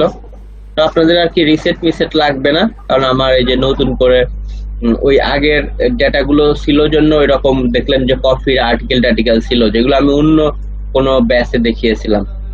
তো আমরা প্রথম সি প্যানেল থেকে সাইট তৈরি করলেই আমাদেরকে কি করবে, এভাবে করে আমাদের সাইটটা তখন হয়ে যাবে। আমাদের ইউআরএল এ গেলেও আমরা আমাদের সাইট দেখতে পারবো, আর সাইটে লগ ইন করার জন্য এভাবে সাইটের নাম লিখেও ম্যানুয়ালি লিখতে পারি, এখানে লিখেও দিবে। তো সেখানে তো লগ ইন করে আমরা আমাদের সাইটটা দেখতে পারি। তো যাই হোক, এখানে আমাদের দেখেন ডিফল্ট ভাবে যে একটা থিম ইনস্টল হয়ে গেছে সেটা এখানে দেখাচ্ছে। বাট আমরা এখন চলে যাব কোথায়, আমরা এখন কাজ করার জন্য এই যে অপশনে এখান থেকে আমরা ড্যাশবোর্ডে চলে গেলাম। আচ্ছা, বাকিগুলো আমরা এগুলো কেটে দিই। কেটে দিয়ে আমরা ধরেন যে কোনো থিম ইনস্টলেশন করার জন্য, বাট এই জিনিসগুলো আমরা দেখব তার আগে আমরা যেটা করি, আমাদের এই যে সিরিয়ালটাতে যাই, যে আমাদের কি কাজ করতে হবে। প্রথম যে সাইট তৈরি করা সেটা আমরা শিখে গিয়েছি যে কিভাবে ওয়ার্ডপ্রেসের সাইট ডোমেন হোস্টিং কেনার পরেই তৈরি করতে হয়। সাইট তৈরি করাটা খুবই ইজি। প্রথম সি প্যানেলে লগ ইন করবো। সি প্যানেলে লগ ইন করার পরে আমরা কোথায় গিয়েছিলাম, সফটাকিউলাসে গিয়েছিলাম। সফটাকিউলাসে যাওয়ার পরেই আমরা ওই যে বাম পাশ থেকে আপনার যে একটা অপশন ছিল যে ব্লক থেকে ওয়ার্ডপ্রেস থেকে দেন ওই যে ইনস্টলে ক্লিক করে আমাদের ডোমেন নেম, আমাদের তারপরে ভার্সন, আমাদের হচ্ছে এরপরে আরো বেশ কিছু বিষয়, আইডি, পাসওয়ার্ড বা যা যা ওই যে সিরিয়াল বাই এসেছিল সবগুলো আমরা সিলেক্ট করে দিলাম। দিলেই আমাদের এই যে ওয়েবসাইটটি ইনস্টল হয়ে গেল। তো এই যে এভাবে আমরা আমাদের সাইটটাকে তৈরি করে ফেলেছি। তো আমাদের সাইটটাকে তৈরি করার পরেই আর এখান থেকে যে কাজ শেষ হয়ে গেলে এই যে গো টু সি প্যানেল বা কন্ট্রোল প্যানেল, এখানে আবার ব্যাক যেতে পারেন, এটা সমস্যা নেই। এই যে সি প্যানেল থেকে তো তৈরি করেছে, আমরা এখানে আবার ব্যাক গেলাম, আর এটা হচ্ছে আমাদের ওয়েবসাইট। তো প্রথম কাজ হয়ে যাওয়ার পরে আমরা দ্বিতীয় কাজটা করবো, এটা হচ্ছে ডিসকারেজ ইন্ডেক্সিং। ডিসকারেজ ইন্ডেক্সিং জিনিসটা কি, যে আপনি যদি মনে করেন প্রথম দিন সাইটটা তৈরি করলেন, এরপরে ভিতরে তো অনেকগুলো কাজ আছে, এগুলো করবেন, এরপরে আর্টিকেল পাবলিশ করবেন, বাট এই যে শুরুতে সাইটটাকে তৈরি করার পরেই আমরা হচ্ছে কি করে রাখি, ডিসকারেজ করে রাখি। ডিসকারেজ ইন্ডেক্সিং মানে কি, যেন গুগল বা ইয়াহু, বিং এই সমস্ত সার্চ ইঞ্জিনের রোবটরা যেন এসে আমার সাইটকে খুঁজে না পায়। তারা খুঁজে পেলে কি হবে, তারা ইন্ডেক্স করে ফেলবে। তো ইন্ডেক্স করে ফেললে দেখা যাবে যে শুরুতে আমার সাইট তো ফাঁকা একটা সাইট, এই সাইটে তো এমন কিছুই আসলে এভাবে নাই, এটা ডামি একটা থিম ইমেজ টিমেজ এগুলো এসে আছে। তো এইগুলো কিন্তু আসলে আমার জিনিস না কোনো কিছুই। তো এইটাকে ইন্ডেক্স করালে কিন্তু উল্টা আরো আপনার ব্যাড ইমপ্রেশন ক্রিয়েট হবে। তো শুরুতে আমরা সাইট তৈরি করেছি, বাট আমাদের এটা যেন খুঁজে না পায় গুগল, আমরা টোটালি অপটিমাইজ করার পরে আমাদের সাইটটাকে আবার ইন্ডেক্সে দিব। কারণ ইন্ডেক্সে না দিলে গুগল, ইয়াহু, বিং আবার পাবে না, আর না পেলে তো আমার র্যাঙ্কিং এ আসার জীবনে প্রশ্নই আসে না, আমি র্যাঙ্কিং এও আসতে পারবো না। কিন্তু ইচ্ছে করে আমরা ডিসকারেজ করে রাখতেছি যে আমাদের সাইটের আর্টিকেল গুলো পাবলিশ করে সাইটে সবকিছু অপটিমাইজ করার পরে আমরা আবার ইন্ডেক্স করব। তো এই ডিসকারেজ ইন্ডেক্সিং কেন করি আশা করি আপনারা বুঝতে পেরেছেন। আচ্ছা, আপনাদের কারো কি এই ডিসকারেজ নিয়ে কোনো প্রবলেম আছে?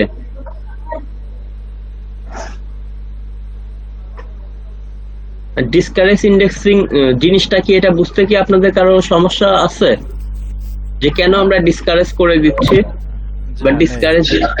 আরেকবার বলেন ভাইয়া। আচ্ছা, ডিসকারেজ ইন্ডেক্সিং হচ্ছে যে আমাদেরকে আমাদের তো এই অবস্থায় সাইটটাকে কোনোভাবে অপটিমাইজ করা নাই, সাজানো গোছানো নাই, টোটালি কিন্তু আনঅপটিমাইজ একটা সাইট।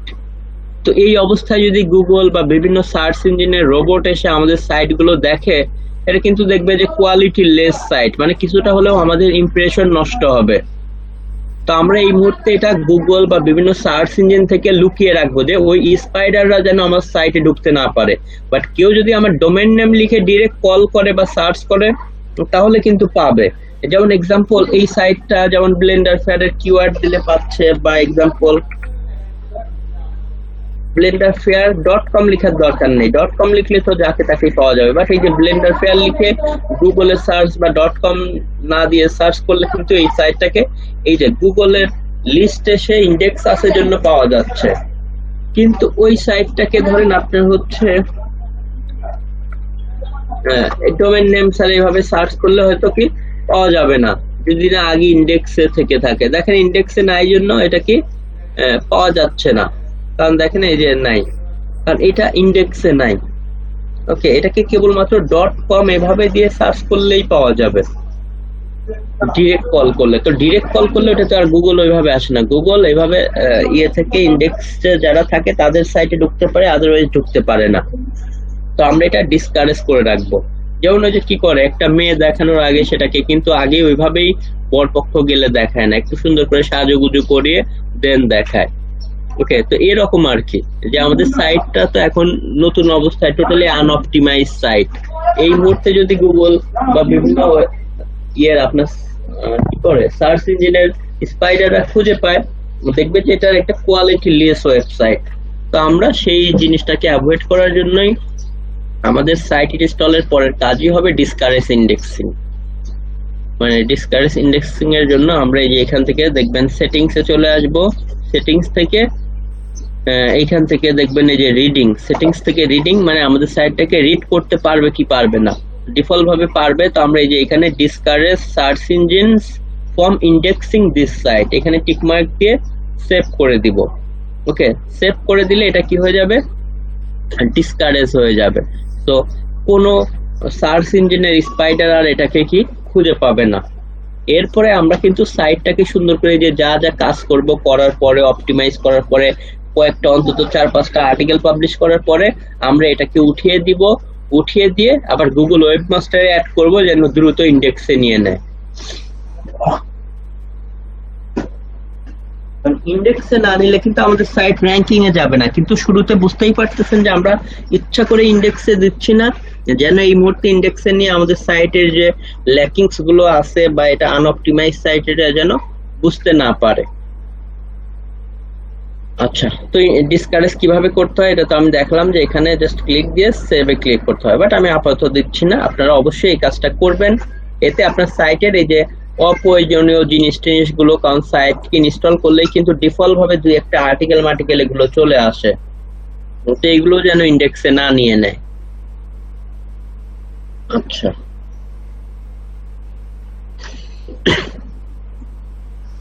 দেখেন যাই হোক, এরপরে আমরা এই কাজটার পরে এরপরে যাব আমরা থিম ইনস্টলেশন। এখন আমাদের যে থিমের দরকার আমরা সেই থিমটাকে ইনস্টল করে নিব, কারণ এক একজন মানুষ এক এক টাইপের কাজ করার জন্য এক এক টাইপের থিম চায়।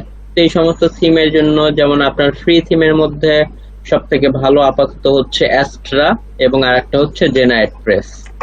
তো অ্যাস্ট্রা বা জেনারেট প্রেস, সেটার জন্য আমরা এখান থেকে ড্যাশবোর্ডে ক্লিক করলাম, এখান থেকেও এরপরে যে থিমের জন্য আমরা যাব অ্যাপিয়ারেন্সে, অ্যাপিয়ারেন্সের মধ্যে থেকে থিমে, এদিক থেকে দেখেন আমরা যদি সার্চ দেই এই যে অ্যাড নিউ থিম, নতুন থিম অ্যাড করার জন্য এখানে যেতে হবে। যদি কেউ থিম ফরেস্ট বা বিভিন্ন জায়গা থেকে থিম কিনতে পাওয়া যায়, বা আপনি যদি ওয়ার্ডপ্রেস থিম ডেভেলপার হন, নিজের মতো করে একটা থিম বা সাইট বানালেন, সেটাকে এই যে এখানে এসে কি করতে হয়, আপলোড থিম থেকে আপনার পিসি থেকে ফাইল আপলোড করে দিতে হয়। বাট আমরা যেহেতু কি আসলে ডেভেলপার বা কোনো কিছু না, আমরা ধরেন ডিফল্ট একটা থিম নিয়ে সেটার উপরে কাজ করব। ওকে, তো এখানে অ্যাড নিউ এ গিয়ে আমরা কি করব, এখানে অনেক থিম আছে ওয়ার্ডপ্রেসের, সবই ফ্রি, চাইলে পরবর্তীতে সেগুলোর পেইড ভার্সনও নেওয়া যায়। তো অনেক থিম এখান থেকে দেখতে পাচ্ছেন, ফিচার যেগুলো তারা ফিচার করেছে, পপুলার গুলো, সব থেকে পপুলার থিম যেগুলো মানুষ বেশি ইউজ করে, যেমন হচ্ছে বললাম যে বর্তমানে ফ্রির মধ্যে সব থেকে বেস্ট হচ্ছে জেনারেট প্রেস, আরেকটা আছে দেখবেন এদিকেই আছে ASTRA, এই যে অ্যাস্ট্রা। ওকে, এই দুইটা হচ্ছে ফ্রির মধ্যে খুবই ভালো, অ্যাস্ট্রা, আরেকটা হচ্ছে কি জেনারেট প্রেস। মানে খুব লাইট ওয়েট, মোবাইল ফ্রেন্ডলি, খুব দ্রুত লোড নেয় সব কিছুর ভিত্তিতে, বা ফ্রিতেই তারা ম্যাক্সিমাম সুবিধা দিয়ে দেয়। অনেক সাইট আছে যে ফ্রিতে বেশি সুবিধা দেয় না, অনেক থিম আছে, আবার পেইড এর মধ্যে হলে অনেক পেইড থিম আছে। তো যাই হোক, আমরা এখান থেকে ধরেন জেনারেট প্রেসটাকে ইনস্টল করলাম, যে থিমটা আমরা নিব এই জন্য এটাকে ইনস্টল করব, এরপরে অ্যাক্টিভেট করে নিব। এরপরে এই যে অ্যাক্টিভেট করে নিলেই এখন সেই থিমের ভিত্তিতে আমাদের সাইটটাকে কি করা হয়েছে, এখানে সেটআপ হয়ে গেছে। এই যে দেখেন এই থিমটা, এই যে আমরা এখন আমাদের সাইটের দেখতে পাচ্ছি।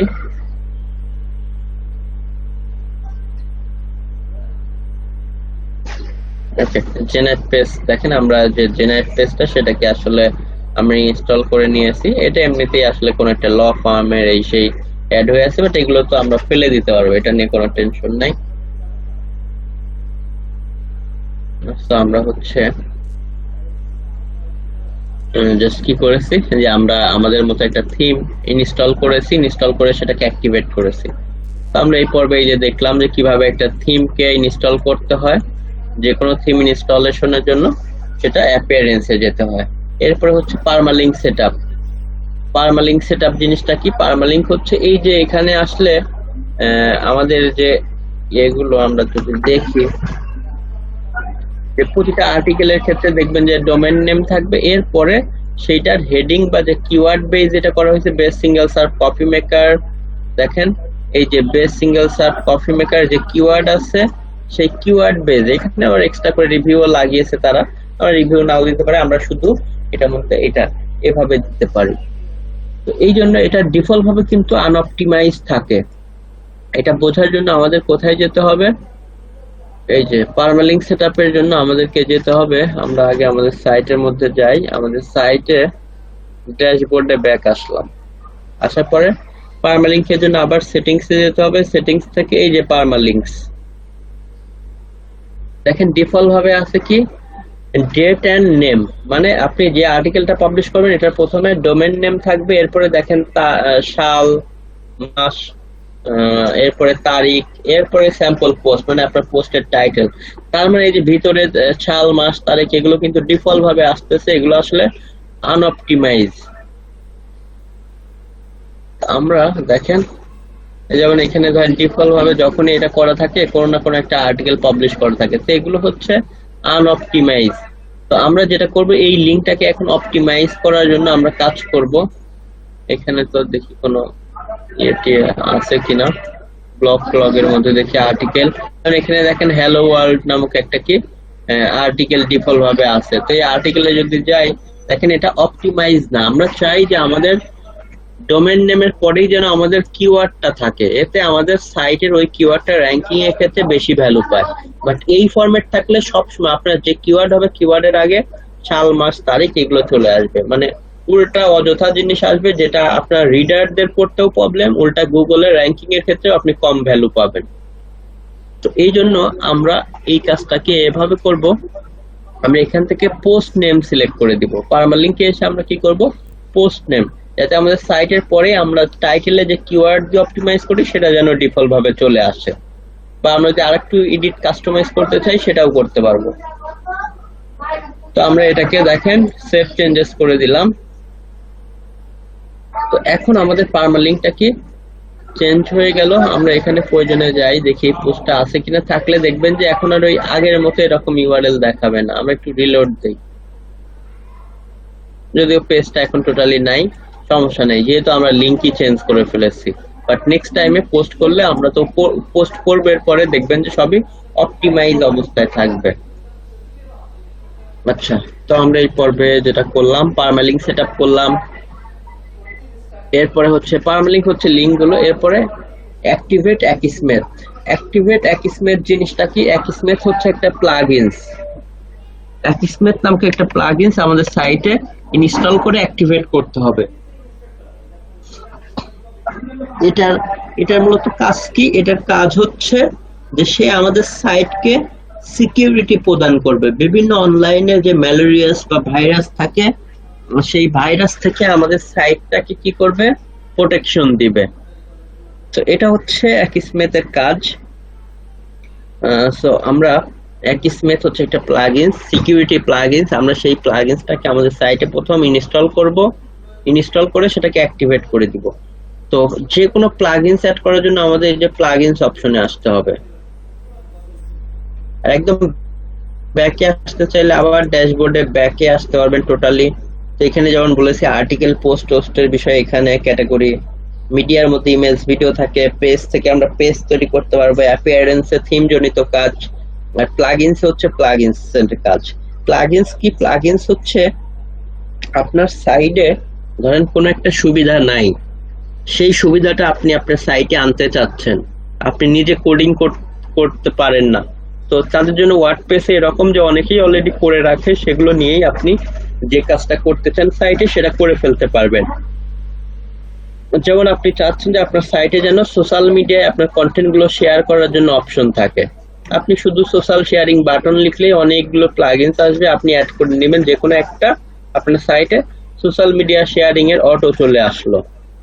বাট এটা কিন্তু কোডারদের HTML CSS সাইট হলে অনেক কোডিং করতে হতো, বাট এখানে সেই কষ্টগুলো নাই।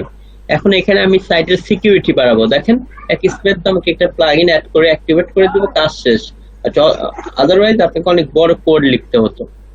তো প্লাগইনসে এক কথায় প্লাগইনস হচ্ছে এমন একটা জিনিস যে সুবিধাটা আপনার সাইটের মধ্যে নাই বাট আপনি নিয়ে আসতে চাচ্ছেন, সেটা আমরা প্লাগইনস এর মাধ্যমে আমাদের সাইটে আনতে পারি। তো প্লাগইনস থেকে অ্যাড নিউ এ যাব। অ্যাড নিউ এ গেলে আমরা যেমন বললাম যে Akismet বা বিভিন্ন টাইপের যে প্লাগইনস, যেমন আমরা হচ্ছে Akismet ও বলে,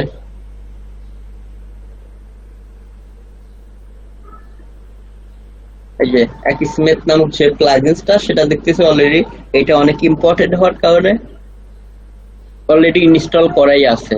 বাকিগুলো যে ইনস্টল করে নিয়ে দেন অ্যাক্টিভেট করতে হয়, এটা ইনস্টল করাই আছে জন্য অ্যাক্টিভেটের কথা বলতেছে। আমি আমার এই যে প্লাগইনস এর মধ্যে গেলেও এটাকে খুঁজে পাবো। এই যে আমি যদি এখান থেকেও অ্যাক্টিভেটে ক্লিক করে অ্যাক্টিভেট করে ফেলতে পারি, অথবা এই যে এখান থেকে প্লাগইনে ক্লিক করলেও এই যে দেখতে পাচ্ছেন যে প্লাগইন গুলো ডিফল্ট ভাবে আসলে কি আছে আপনার অ্যাড হয়ে আছে। ওকে, তা আমি এইগুলো এই যে যেগুলো আমার দরকার নাই, দেখেন এগুলো আমার দরকার নাই, আমি এগুলোকে ডিঅ্যাক্টিভেট করে দিতে পারি। যেগুলো আমার দরকার নাই ডিঅ্যাক্টিভেট করে আবার ডিলিটও করে দিতে পারি। এই যে ডিঅ্যাক্টিভেট করে দিলাম পেজ লেয়ার নামক যেগুলো, এগুলো তো আমার দরকার নাই।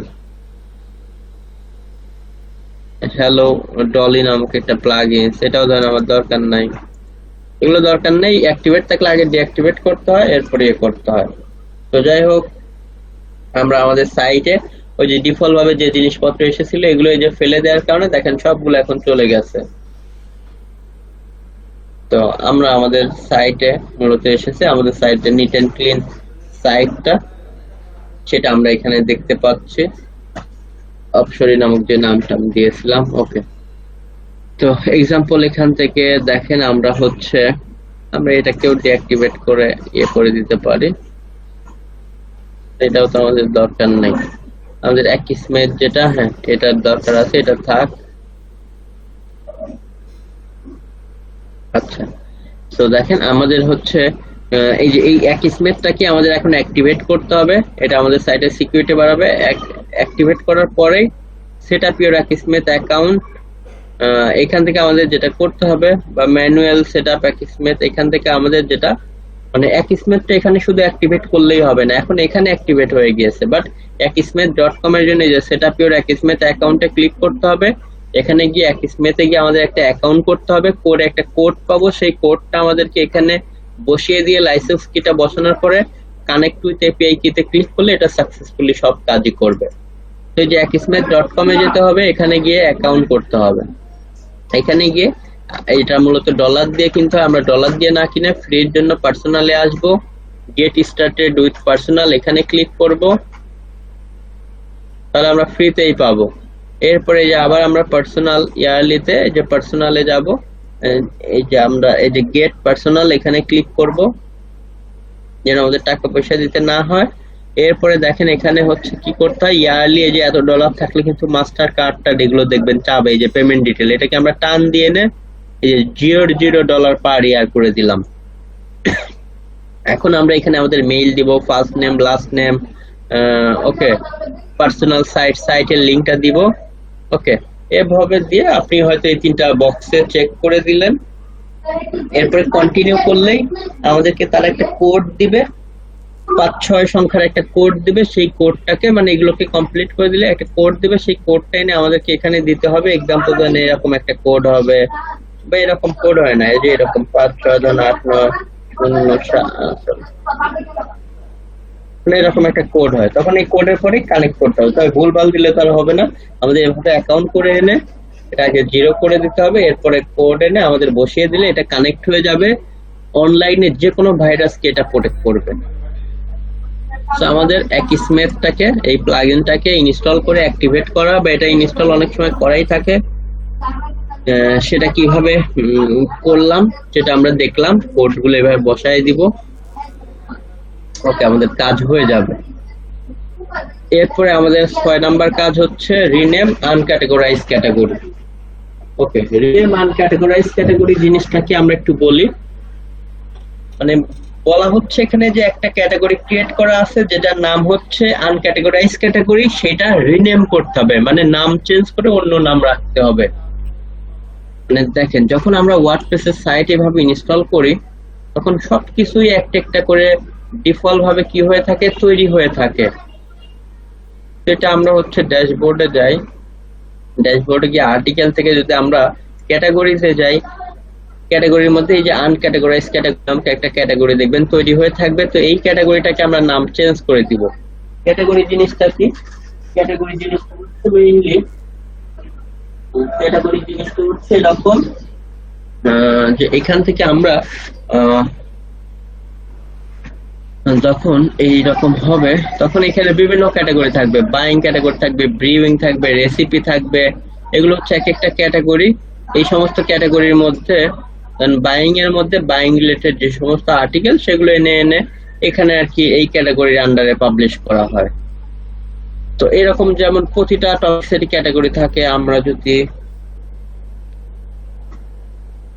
ব্লেন্ডার ফেয়ারে যাই, ব্লেন্ডার ফেয়ার এটা একটা ক্যাটাগরি, এটা একটা ক্যাটাগরি। সো এই ক্যাটাগরির মধ্যে এসে আমাদের কি করতে হয়, এই সমস্ত ক্যাটাগরির আন্ডারে পাবলিশ করতে হয়।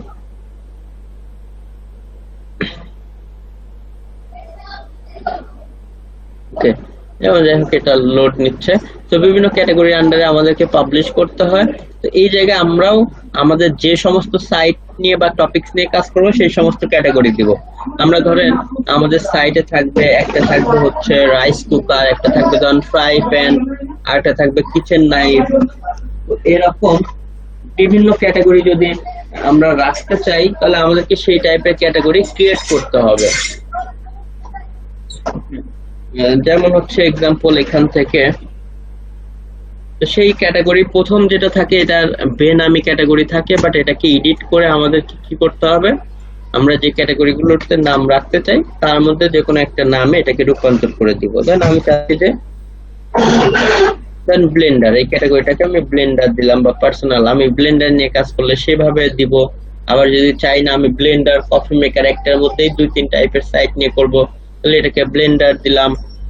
আনক্যাটাগরাইজে এখানে স্ল্যাগেও এসে আমাকে ব্লেন্ডারই লিখতে হবে এবং সবগুলো স্মল লেটার। স্ল্যাগ মানে ওই যে ইউআরএল এর মধ্যে যেটা থাকবে ব্লেন্ডারের ক্যাটাগরি। তারপরে আমি আপডেট করে দিলাম। সো দেখেন আমি চাচ্ছি যে আমার হচ্ছে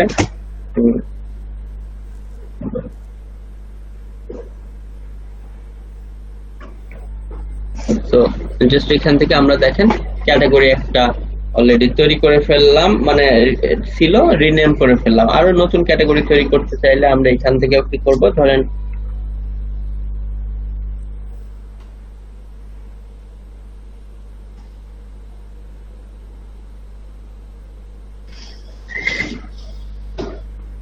কফি মেকার, আর এখানেও আমরা তখন কি করব, আমাদের এই যে কফি মেকার জিনিসটা এই যে এভাবে লিখতে হবে। আগেই হয়তো লেখা ছিল জন্য সাজেশনে আসছে। দেখেন কফি সবগুলো ছোট হাতের এবং মাঝখানে হাইপেন হবে, কোনো ফাঁকা থাকা যাবে না। এবং আমরা জাস্ট অ্যাড নিউ ক্যাটাগরিতে ক্লিক করব।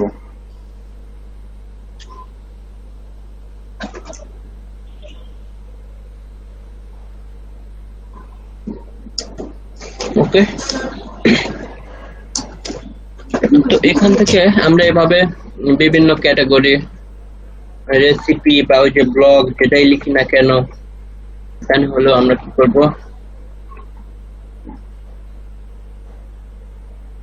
এভাবে আমরা যে যে ক্যাটাগরির আন্ডারে আর্টিকেল রাখবো সেভাবে ক্যাটাগরির নাম দিয়ে ক্যাটাগরি খুলতে হবে। যাই হোক আমরা কয়েকটা ক্যাটাগরি খুললাম, আর যেটা ডিফল্ট ভাবে ছিল এটার নাম তো আমরা দিয়েছিলাম কি আনক্যাটাগরাইজ ক্যাটাগরি। আচ্ছা, এটা গেল। সো যাই হোক ক্যাটাগরি তৈরি করাগুলো বুঝলেন। এরপরে delete unused themes and plugin, মানে ওই যে আমাদের দেখলেন যে ডিফল্ট ভাবে অনেকগুলো প্লাগইন অলরেডি অনেক সময় ইনস্টল হয়ে থাকে যেগুলোকে আমি কিছুক্ষণ আগে ডিলিট করলাম। এভাবে কিছু থিম থাকে যেগুলো অনেক সময় ডিফল্ট ভাবে ইনস্টল হয়ে থাকে, সেই জিনিসগুলো ডিলিট করে দেওয়াটা বেটার। এটা ওই যে সাইটের পর কোনো ইমপ্যাক্ট করলে সেটাও চলে যায়, সেই সাথে আমাদের সাইটের লোডিং স্পিড গুলো ভালো থাকে।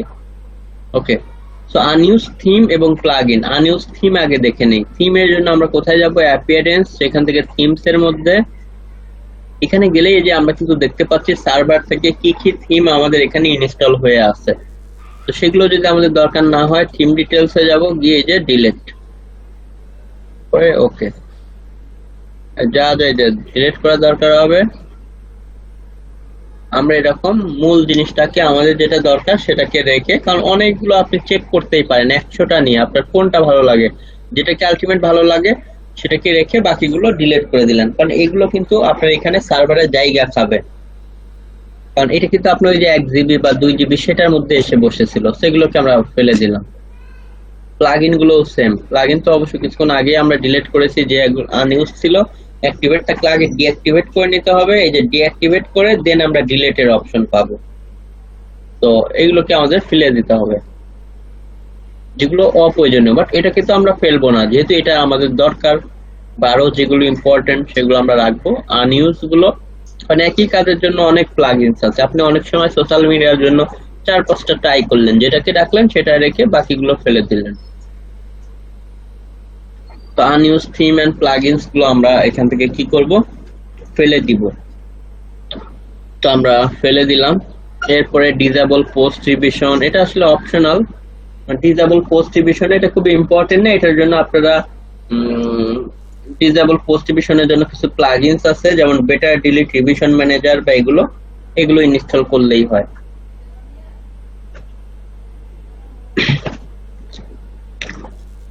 সো এটা এতটা ইম্পর্টেন্ট না। রিমুভ ডাব্লিউপি অ্যাডমিন অ্যাকাউন্ট, এটা নিয়ে আমরা একটু বলি। এটা হচ্ছে যে দেখেন শুরুতে আমরা যখন কি করেছিলাম, আমাদের সাইটটা তৈরি করতেছিলাম, তখন ওই যে আমরা কিন্তু এই কাজটা করেছি যে ডিফল্ট ভাবে অ্যাডমিন ইউজার নেম অ্যাডমিন ছিল, আমরা সেটাকে চেঞ্জ করে অন্য একটা নাম দিয়েছিলাম। বা কেউ যদি মনে করেন যে আপনি তখন করতে ভুলে গেছেন বা করতে পারেননি, এখন করতে চাচ্ছেন, তাহলে আপনাকে আগে যেটা করতে হবে ওই যে সাইটে যেতে হবে। সাইটে গিয়ে ইউজার অল ইউজারের মধ্যে যেতে পারেন। এখানে একটাই যেমন অ্যাডমিন আছে, এখানে তো একে নিজেকেই নিজে ডিলিট করা যাবে না, তাহলে আবার সাইটে ঢুকবেন কিভাবে? আগে আরেকটা এই যে অ্যাড নিউ, নতুন অ্যাডমিনিস্ট্রেটর ক্রিয়েট করতে হবে। যেমন সেই ক্ষেত্রে ধরেন এখানে আপনি কিছু একটা দিলেন, রাকিব2190, একটা ইমেল অ্যাড্রেস দিতে হবে, এক্সাম্পল নামটা এগুলো না দিলেও চলবে। ওকে, এগুলো এই যে রিকোয়ার এগুলো দিতেই হবে। এরপরে একটা পাসওয়ার্ড দিতে হবে, ডিফল্ট ভাবে পাসওয়ার্ড চাইলে চেঞ্জ করে নিয়ে সাবস্ক্রাইবার বা এখানে অ্যাডমিনিস্ট্রেটর হচ্ছে সব থেকে অ্যাডমিন রোল। যাই হোক, এভাবে আমরা নতুন অ্যাডমিন ক্রিয়েট করে তখন যেটার মধ্যে আছে এখান থেকে লগ আউট করে এই নতুনটার মধ্যে থেকে লগইন করে আগেরটাকে আমরা ডিফল্ট ভাবে যদি ওইভাবে থাকে ডিলিট করে দিতে পারবো। সেই ক্ষেত্রে কিন্তু দুইটা অপশন আসবে যে আগের যাকে ডিলিট করতেছেন তার কাজগুলোও ফেলে দিবেন নাকি কাজ রাখবেন শুধু তাকে ডিলিট করে দিবেন। তো এটা সিলেক্ট করে দিবেন যে তার কাজ রাখবো শুধু তাকে ফেলে দিব যদি আপনি এটা করতে চান। ওকে, তো এখন আমরা আসি মেইনলি আমাদের এখানে বেশি দরকার হয় অনেক সময় একটা সাইটে আমরা অনেকেই কাজ করি বা চাই যে, বা আপনি কোনো ডেভেলপারকে দিয়ে কাজ করালেন বা কোনো এক্সপার্ট দিয়ে, অনেক সময় কি করে, বা আমরা কোনো যদি বাইরের কাজ করি তার সাইটে কাজ করতে অনেকেই সে তার আইডি পাসওয়ার্ডটা দেয় না, সেই ক্ষেত্রে নতুন আইডি পাসওয়ার্ড আমাদের ক্রিয়েট করে দেয়। সেটা করার জন্য সে যদি না পারে তাহলে তার থেকে যে ইউজার থেকে এসে অ্যাড নিউ এ আসবেন, অ্যাড নিউ এ এসে দেন এখান থেকে যে আপনারা কি করে নিতে পারবেন, নতুন অ্যাক্সেস ক্রিয়েট করে নিতে পারবেন এবং সেই আইডি পাসওয়ার্ড দিয়ে আপনি ঢুকতে পারবেন, ওনারটা দিয়ে উনি ঢুকতে পারবেন।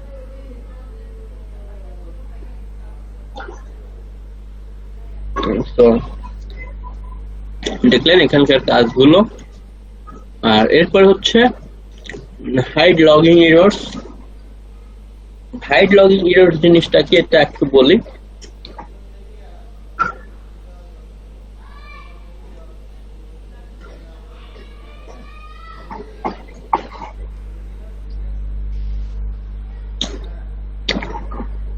এই জন্য আগে আমাকে লগ আউট করতে হবে।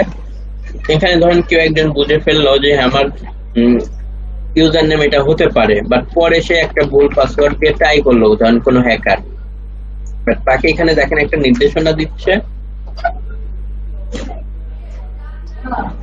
যে এক্সাম্পল, এই যে এখানে লিখতেছে কিন্তু যে আপনার পাসওয়ার্ডটা ভুল বাট ইউজার নেমটা ঠিক, এভাবে। বাট আমরা এখানে এমন কাজ করব যে তাকে এখানে কোনো কিছুই দেখাবে না, যে এটা কিন্তু আমরা না বুঝলেও হ্যাকাররা বুঝে। এখানে বলে দেয় যে আপনার পাসওয়ার্ড ভুল এই ইউজার নেমের এগেইনস্টে, তার মানে ইউজার নেমটা ঠিক আছে। তো আমরা এমন কিছু করব যে এখানে যেন তাকে এটা কোনো ইনফরমেশনই না দেয়, সে যেন বুঝতেই না পারে যে তার কি আইডি ভুল নাকি পাসওয়ার্ড ভুলের কারণে লগ ইন করতে পারতেছে না।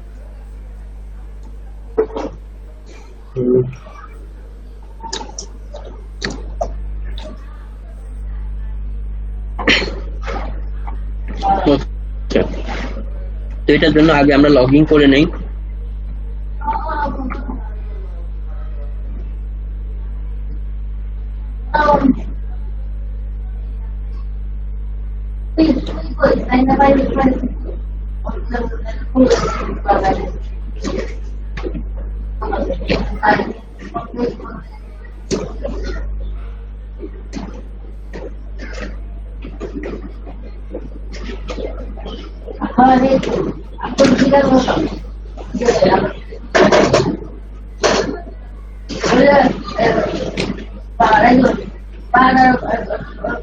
ওকে,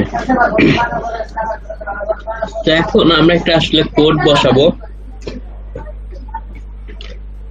আচ্ছা, আমরা সেই কোডটা একটু দেখি।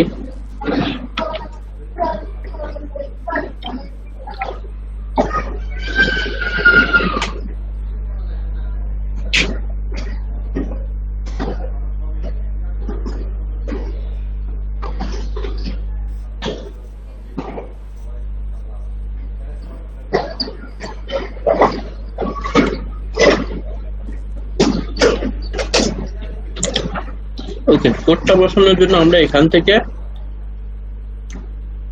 থিম এডিটরে চলে আসবো, অ্যাপিয়ারেন্স থেকে থিম এডিটর।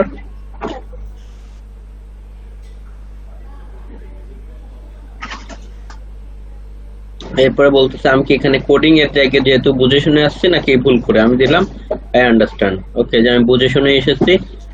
দেন বাম পাশ থেকে আমাদের ক্লিক করতে হবে, দেখেন অনেকগুলো, যেমন theme function, functions dot PSP, আমাদের মূলত এখানেই যেতে হবে, যে theme functions, functions dot PSP, এবং এই যে পিএসপি যে আছে এটা নিচে এসে আমাদের কি করতে হবে, কোডটা বসাতে হবে। আমি কোডটা আপনাদেরকে দিয়ে দিচ্ছি, এটা মেবি আমি আমার একটা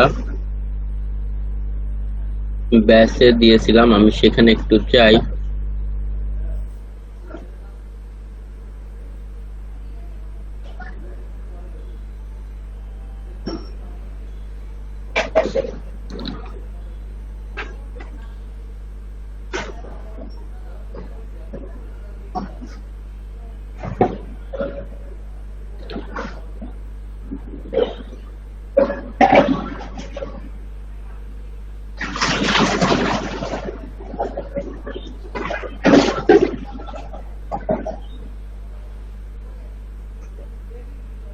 এই যে অনসাইট পার্টের নিচে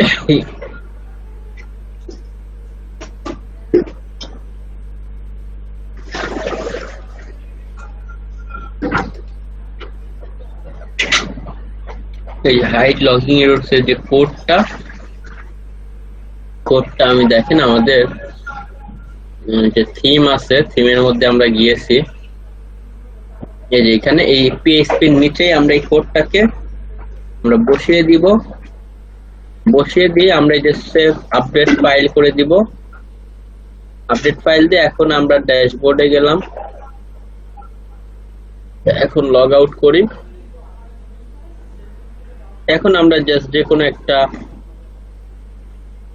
আইডি পাসওয়ার্ড দিয়ে ট্রাই করতে পারি। দেখেন এখন আর ওই প্রবলেমগুলো দেখাবে না, দেখেন এখন আর উপরে দেখাচ্ছে না যে এখানে আসলে আমাদের কি ভুল বা কি প্রবলেম, কোনো কিছুই দেখাচ্ছে না।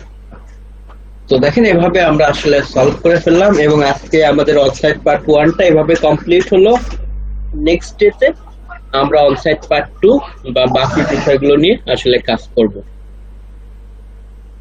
আচ্ছা, এখন যদি আপনাদের কোনো কোশ্চেন্স থাকে বলতে পারেন, আর যারা এখনো যে প্রেজেন্ট এগুলো দেন নাই, প্রেজেন্ট গুলো সবাই দিয়ে নিন আপনাদের ব্যাচে। আচ্ছা, আর কারো আজকের ক্লাস নিয়ে কোনো কোশ্চেন্স থাকলে জি দ্রুত একটু বলেন। করতে হবে দিয়ে দিন। আর হচ্ছে মাইক্রো ওয়ার্কার্স এর হচ্ছে উইজুয়ালি কত বলবেন মধ্যে মাইক্রো আকার্স এর, আচ্ছা ওকে, মাইক্রো আকার্স এর যেটা, আচ্ছা আমি তাহলে এটাকে আগে সেভ করে নেই, কারণ এটার মধ্যে অন্য কোনো টপিক আনবো না এই টিউটোরিয়ালের মধ্যে। ওকে, আচ্ছা। আর ভাই ওই যে টিউটোরিয়াল হয় আরেকটা বাকি এটা দুটি বাকি জি বুঝি নাই। টিউটোরিয়াল হচ্ছে কতদিন